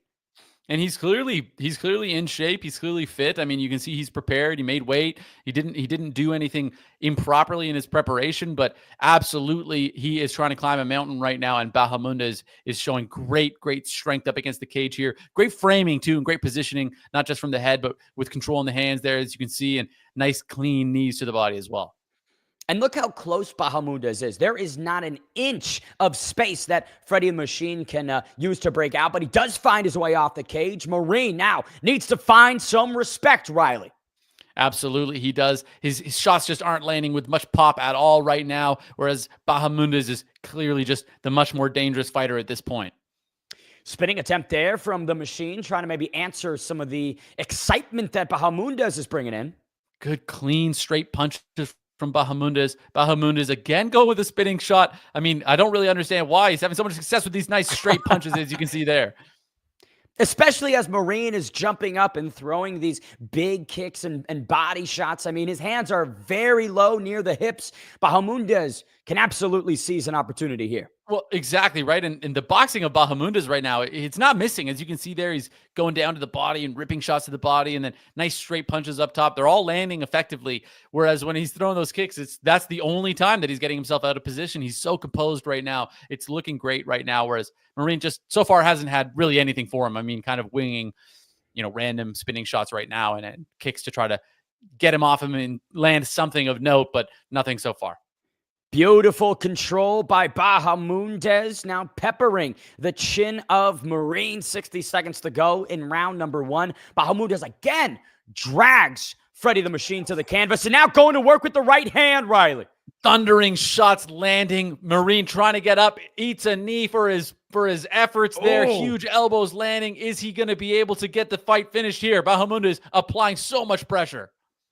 This is the fire that Fredy the Machine expects. Oh, Looks like there might have been an injury there. Machine goes down, 30 seconds to go.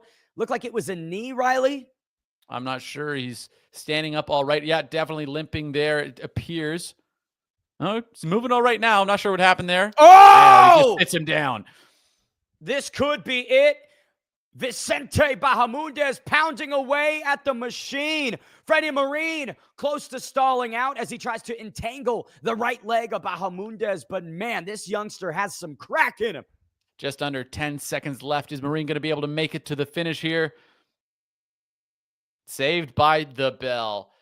Oh, that was not looking good. I mean, it looked like the shots of Bahamondes just could not miss at the end of that round, each one thundering and sitting down his opponent. Let's see if he's able to recover a little bit in between rounds here, but looking great for Bahamondes so far. Absolutely. I mean, IQ inside the ring seems to be quite high. They are calling it off. That will be a TKO. The knee of Fredy the Machine looked like it gave out in that final minute, and he just couldn't seem to get it all back together. What a performance from Vicente Bahamondes here in Santiago, Chile, his hometown. He gets it done just south of 20 years old. Looked beautiful in there, Riley, putting it all together. Just brilliant performance. Frankly, flawless. I mean, I don't even think a single shot landed clean on him. Just kept it composed, stayed at range, took the fight exactly where he needed it, when he needed it. Fantastic performance. And if you're maybe a UFC matchmaker or somebody at the LFA level, you're scouting a guy like this and you're seeing all the right things. Now 4-0, all of them, I believe, stoppages. This is the type of career that Vicente Bahamondes is putting together that will inevitably lead him to the big show. Absolutely. And we're seeing so many younger and younger fighters get there. I think of Paul Rosas Jr. and guys like that are getting these calls at 18, 19, 20 years old. So if he's able to string a couple more fights together with such dominant performances, he could see that call too. Let's send it inside to make that stoppage official. Vicente El Bicho Bahamondes.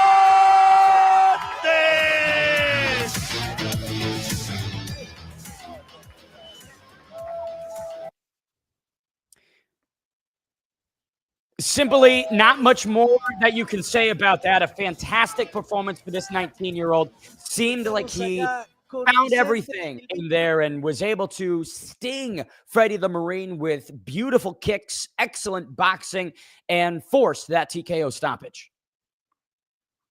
Just gave him nothing to work with, right? He was completely dominant, totally shut out any offensive efforts coming out of Marin there, and just made the fight look easy. And that's what you want to see from fighters, right? You want to see these flawless victories. You don't want these guys going in here and having these gritty, just grinding battles every time they fight. You want to see them get in here and get these dominant wins on the local scene. And that's how they get the argument that they deserve the next opportunity at the big show. And with respect to Fredy the Machine, it is not only about beating and gaining victories against the regional opposition, but looking pretty impeccable while doing it, right? That's going to really sway the decision of any matchmakers at the higher levels, right? You could put together a nice win streak, but if they're incredibly competitive fights or like you said, grindy, grappling matches, that might dissuade somebody, right? But what Vicente Bahamondes just did was clinical.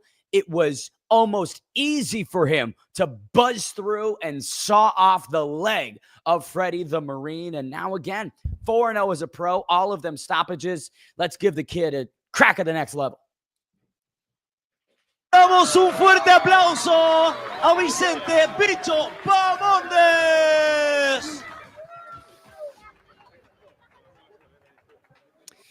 Now, I do believe that we will have one more fight. This is our only post-lim of the evening. Javier El Pantera Valdebenito, 11 pro MMA bouts, 5-6 overall. He's taking on Jonathan Insignaris, 3-2 in the flyweight division. Now, Jonathan Insignaris, an Empire MMA staple, and I'm glad that he found his way on this card because when Jonathan Insignaris gets going, Riley, he is a very hard man to stop. Absolutely excited to see this fight. 3-2, another one of these moments in his career where he can really either start to sway that record in the positive direction or tie it up. So a lot of pressure on him here to make sure this is 4-2, keep the positive momentum going. Right now he's lost his last fight, but had a 3-fight win streak before that. So right now, ideally trying to get that momentum back in the right direction, going in against a fighter that is obviously 5-6. Also, a lot of fights that haven't gone his way recently. Some more success earlier in his career, but clearly not needing a change of pace.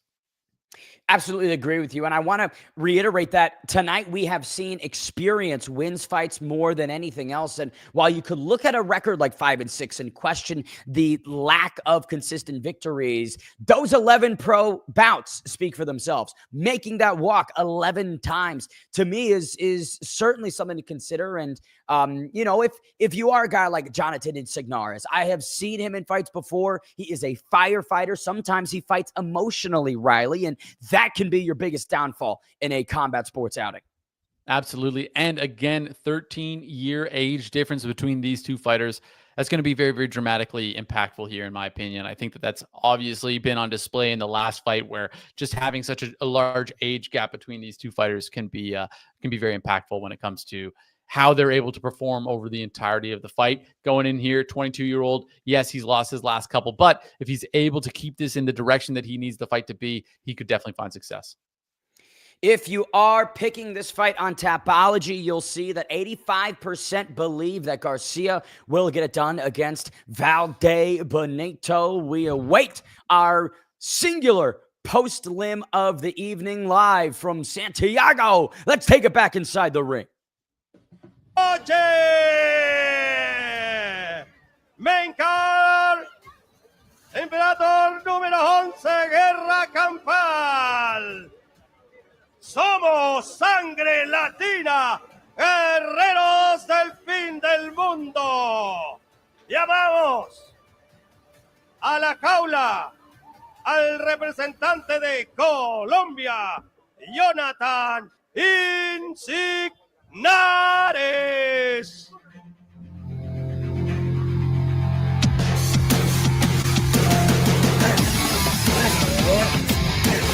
Espero que sea el inicio de un proyecto muy grande, que Guerra Campal Empire tenga muchas versiones y que sea visto por muchísimas personas.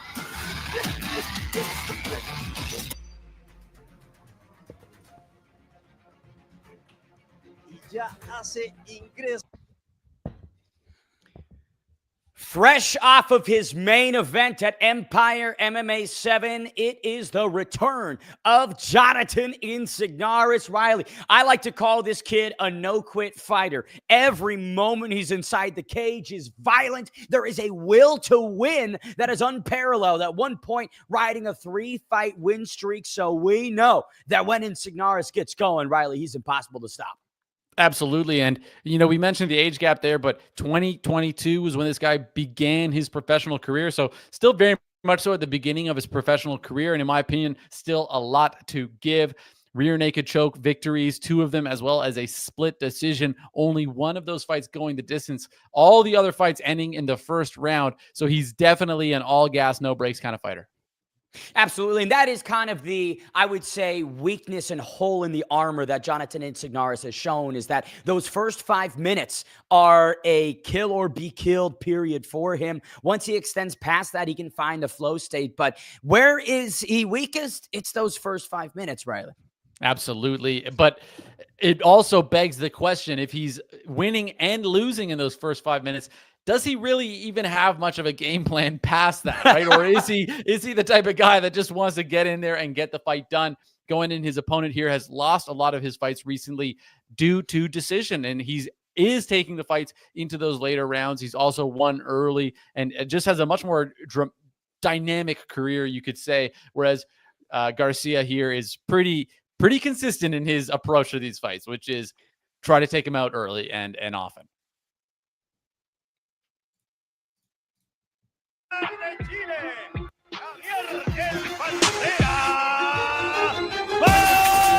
Para este evento de Guerra Campal 7 espero que sea un evento histórico y nada, espero que marque a todos los fanáticos de las artes marciales mixtas.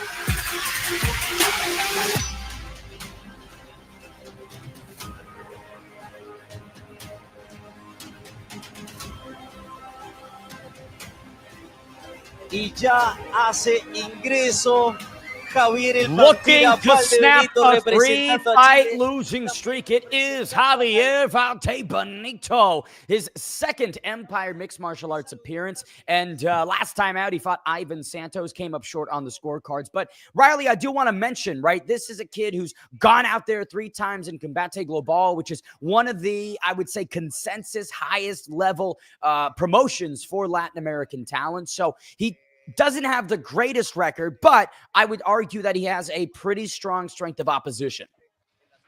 Yeah, exactly. And also still a very young fighter. A lot of these guys don't have the luxury per se of having these kind of clearly stepped out careers where they're fighting at certain times against certain levels of opponents, like we see sometimes, especially in the world of boxing. Some of these guys get thrown in the deep end, sink or swim, make it happen or don't. And he's the type of guy that I think that that's kind of the position he found himself in. Obviously some results that weren't exactly ideal, but still young, still out here, back at it again, trying to make it happen.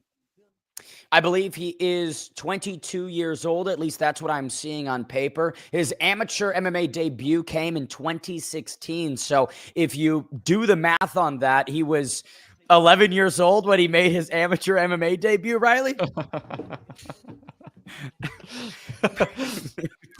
Anything could happen, Ben. Maybe 13. I mean, this is listen. What I mean by bringing that up is this: a kid that was born into fighting. This is his livelihood, and if you ring off 10 wins in a row, then boy, you could really be back into it.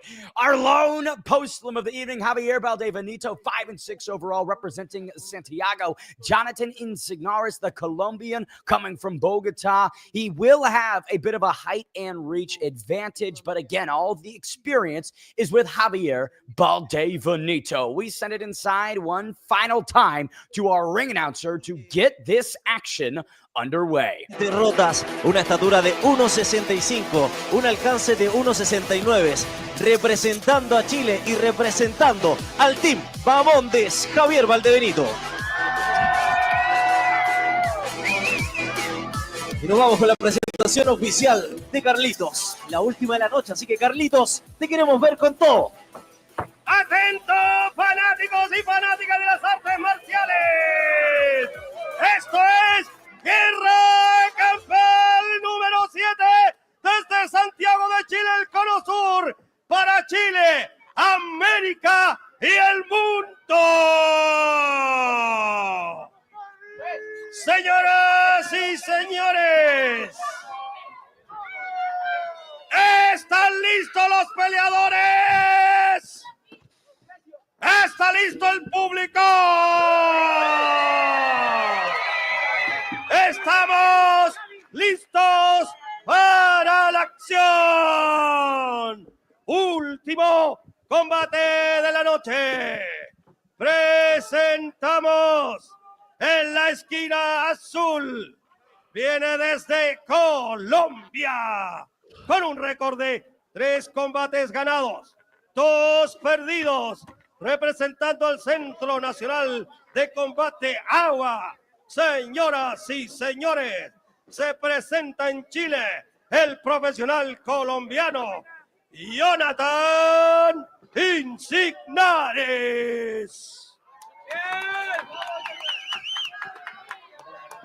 Su rival es de Chile.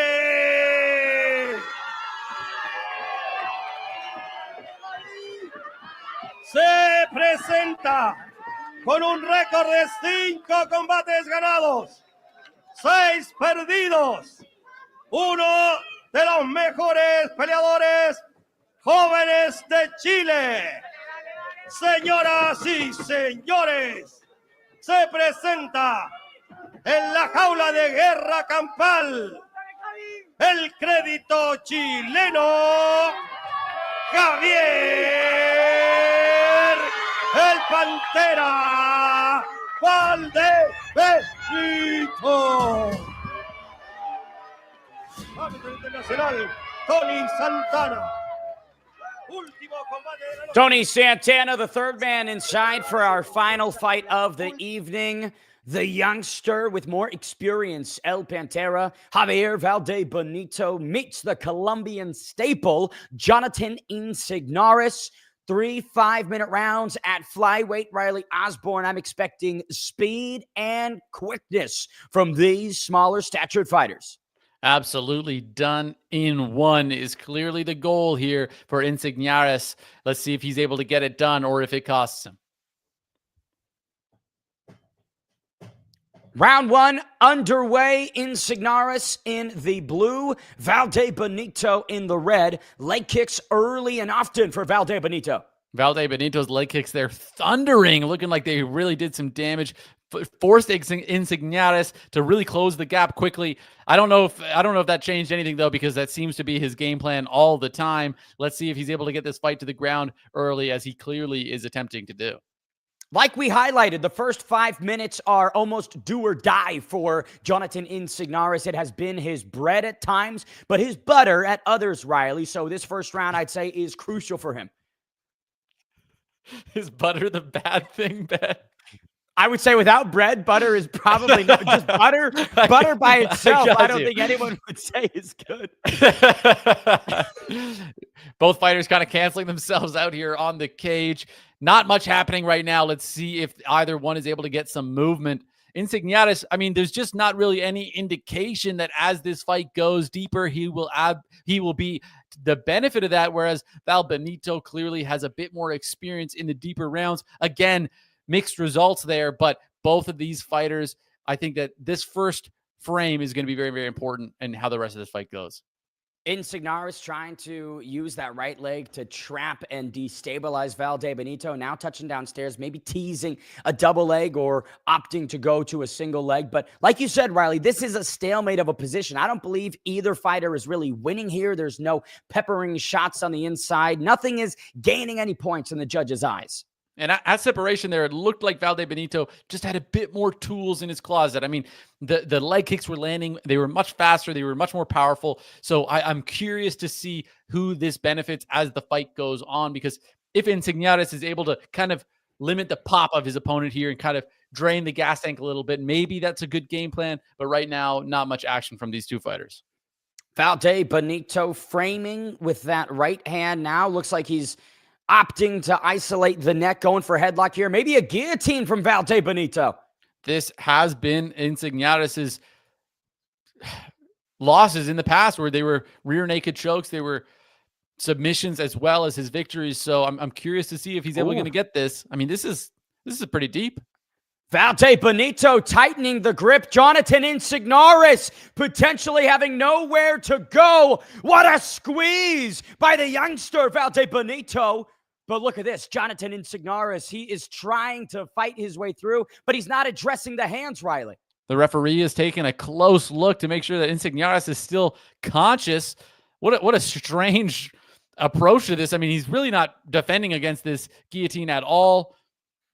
There might be value in trying to elevate Valdebenito, right? That lessens the grip. But, I mean, that is deep under the neck of Insignares as he now tries to address the grip. But it might be too little, too late, Riley. If he's able to work through this, that would be very impressive. I mean, he's clearly breathing. He's been in this position for about a minute so far. So clearly he's feeling something that we can't see here. Looks like the grip is loosening there. Seems like he's out of the woods, the forest so far. And this might be bad news for Valdebenito. We don't know how much he put into that submission attempt, right? Could have blown up the arms, put more lactic acid into his muscles. And this is exactly where Jonathan Insignares comes alive. Minute and 20 seconds left in this first round. Is Valdebenito going to be able to do anything here? Turns it around, applying some pressure of his own. In my opinion, he's really got to make space here. That's where he was having success. I don't know why he wouldn't. Tight grappling so far. Tight grappling. Yeah, neither man really opting to strike. I'm not sure if that's just respect for each other's stand-up abilities or this camp was geared towards the grappling. But as we approach this final minute of round number one, it is Valdebenito going to work on the inside. And Riley, this is moments where I'm glad we're commentators and not judges, because this is kind of a trickier one to judge. Absolutely. Very, very tough to judge. I mean, great submission attempt. I think that would be ideally going towards the points. But I will also say here, Valdebenito, in this moment, doing a lot more damage from this position. I mean, earlier we saw Insigniatas there and just not really doing much in the damage factory, whereas Valdebenito taking this as an opportunity to land powerful shots in close. And I think that, to me at least, is the deciding factor here. Absolutely agree with you. Final 15 seconds here. Can Insigniatas maybe pull out a bit of a highlight here, an exclamation point to sway the judges' minds? Kind of unlikely. Valdebenito going to work upstairs. Round one comes to a close. Was, I would say, relatively benign, not too much action, but a very tight submission attempt and some good clinch striking from Valdebenito. Only the second time in Insigniatas' career he'll be going to the second round. Valdebenito, a lot more experience here in slightly deeper waters. Curious to see if that's going to have an impact in how this second round goes. Honestly, I'd love to see a bit of more fighting at range in this one, but I'm not seeing that as a game plan from Insigniatas at all. It seems like he really wants to get in tight, and that seems to be his believed route to victory. Which, after 5 minutes of it being unsuccessful, if I'm in his corner, Riley, I'm probably saying maybe let's test the striking. Maybe let's see what this guy has on the feet before sticking ourselves to the cage for the entirety of the round. Exactly right. I mean, he did that immediately within the first 5 seconds, and frankly, it didn't look like it benefited him all, right? He got himself stuck in a precarious situation there with the guillotine along the cage, and then he also ended the round getting hammered again against the cage. So you've really got to change up your approach here. I'm curious to see how the gas tank holds up, because with these fighters that have very, very rarely gone past the first round, that can often be a point of weakness for them. Tommy Santana gets us going for round number 2. Look at this striking from Valdebenito, lighten up the chin of Insigniatas. Valdebenito really applying that forward pressure. I mean, for somebody that's 5 and 6, you can see that youth in him, that he still wants to get this. He still has so much passion towards this fight here, and he's really bringing some pressure, and he lands a huge left hook. What a knockdown from Valdebenito. El Pantera pounds away at Jonathan Insigniatas. Tommy Santana giving him all the room in the world, and that will do it. A lightning quick second round TKO, Riley. Brilliant, brilliant victory. Huge left hook lands, and then just followed it up with absolute aggression. I mean, we were saying maybe he should check out the striking. I guess not. He should have just stuck to the game plan, because brilliant, brilliant performance there. Great finish for Valdebenito. Insigniatas in that moment just shelled up, had no urgency to maneuver or escape, didn't give the back and turn over to try and build back up. There was just no actions from him, right, that would warrant continuing it. Tommy Santana gave him all of the time in the world, but boy, that fight belongs to one Javier Valdebenito. You can see the emotion on the face of Valdebenito. Obviously, that fight meant a lot to him. You know, a lot of losses in his career, a lot of tough challenges that he's faced, and it's great to see him come in here and be able to be victorious, especially in such great fashion.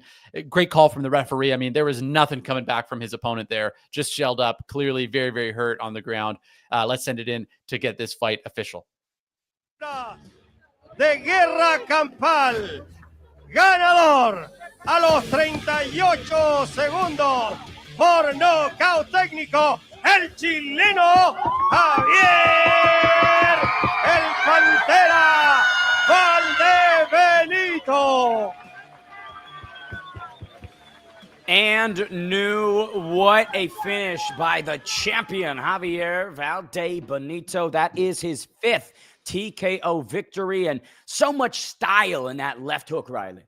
Absolutely. And just the aggression was what really impressed me. The speed and the strikes, and coming into that second round after a very gritty first round and still being explosive and ready to go and getting the finish. Great, great performance from that young man. Can't wait to see what he does next. Let's see him as he is obviously celebrating that win, the new champion. Hometown crowd for the Chilean Javier Valdebenito. We commented on the 22-year-old's staggered results and record, but he's evened it out, 6 wins, 6 losses apiece. And with the skills that he does appear to possess, I feel like the future could still be bright. I mean, 6 losses isn't anything that you want to have on your record, but man, if he spends the next couple years stacking on the wins, Riley, we could still see him at a large show in the future. Absolutely. Ideally, he's able to keep this going in the direction that it is going. I think he's just getting started. I mean, 22 years of age, very, very young. Obviously had some difficult performances in his past, but still tons of work in the future. Couldn't agree with you more. El Pantera, what a win in capturing that title. I mean, you always like hardware, Riley. Anytime you have a victory, that's great. But if there's a belt as well that comes with it, I mean, boy, take me to Men's Warehouse. Absolutely, Ben. It's absolutely just a fantastic night of fights here for us. I was so grateful to be part of it. Can't wait to be there next time, hopefully in person, ideally, and can't wait for it. Some serious highlights from the evening. The nephew of UFC standout Ignacio Bahamondes finds his 4th professional finish in a row. Vicente Bahamondes stopping the machine. And I want to highlight, Riley, again, Amanda Vargas, the Brazilian, breaking the undefeated record of Colombian talent, Laura Cañon. That was, I would say, my fight of the night. Absolutely agreed. Just great back and forth from both of those fighters. But there was a lot of good performances here. I love seeing that finish, knockout for the final there, get the title in style, not taking it to the judges. But those 2 ladies for me, absolutely no question, that was my fight of the night. Empire MMA 11 and War Battleground 7 commenced tonight. What a tremendous showing of Colombian and Chilean talent, all presented by Fantasy Alarm. Make sure you like, subscribe, and follow for more. From Santiago, Chile, for Riley Osborne, I've been Ben the Bane Davis. We'll see you at Empire MMA 12 and War Battleground 8. Fantasy Alarm presents Empire Mixed Martial Arts 11 with War Battleground 7. Welcome, fight fans, far south of the equator to Santiago, Chile, a breeding ground for the next generation of Latin American fighting talent. Tonight, 10 mixed martial artists aim to prove that they are the next wave of MMA exports to shake up the states and take over the UFC. A lifetime of fighting culminates in this opportunity at Empire MMA and War Battleground 7, and only one person stands in their way: their opponents. Brawls of the highest order are on the menu tonight. We are serving up stoppages. Ladies and gentlemen, it's about to heat up in Chile. Welcome to Empire MMA 11 and War Battleground 7.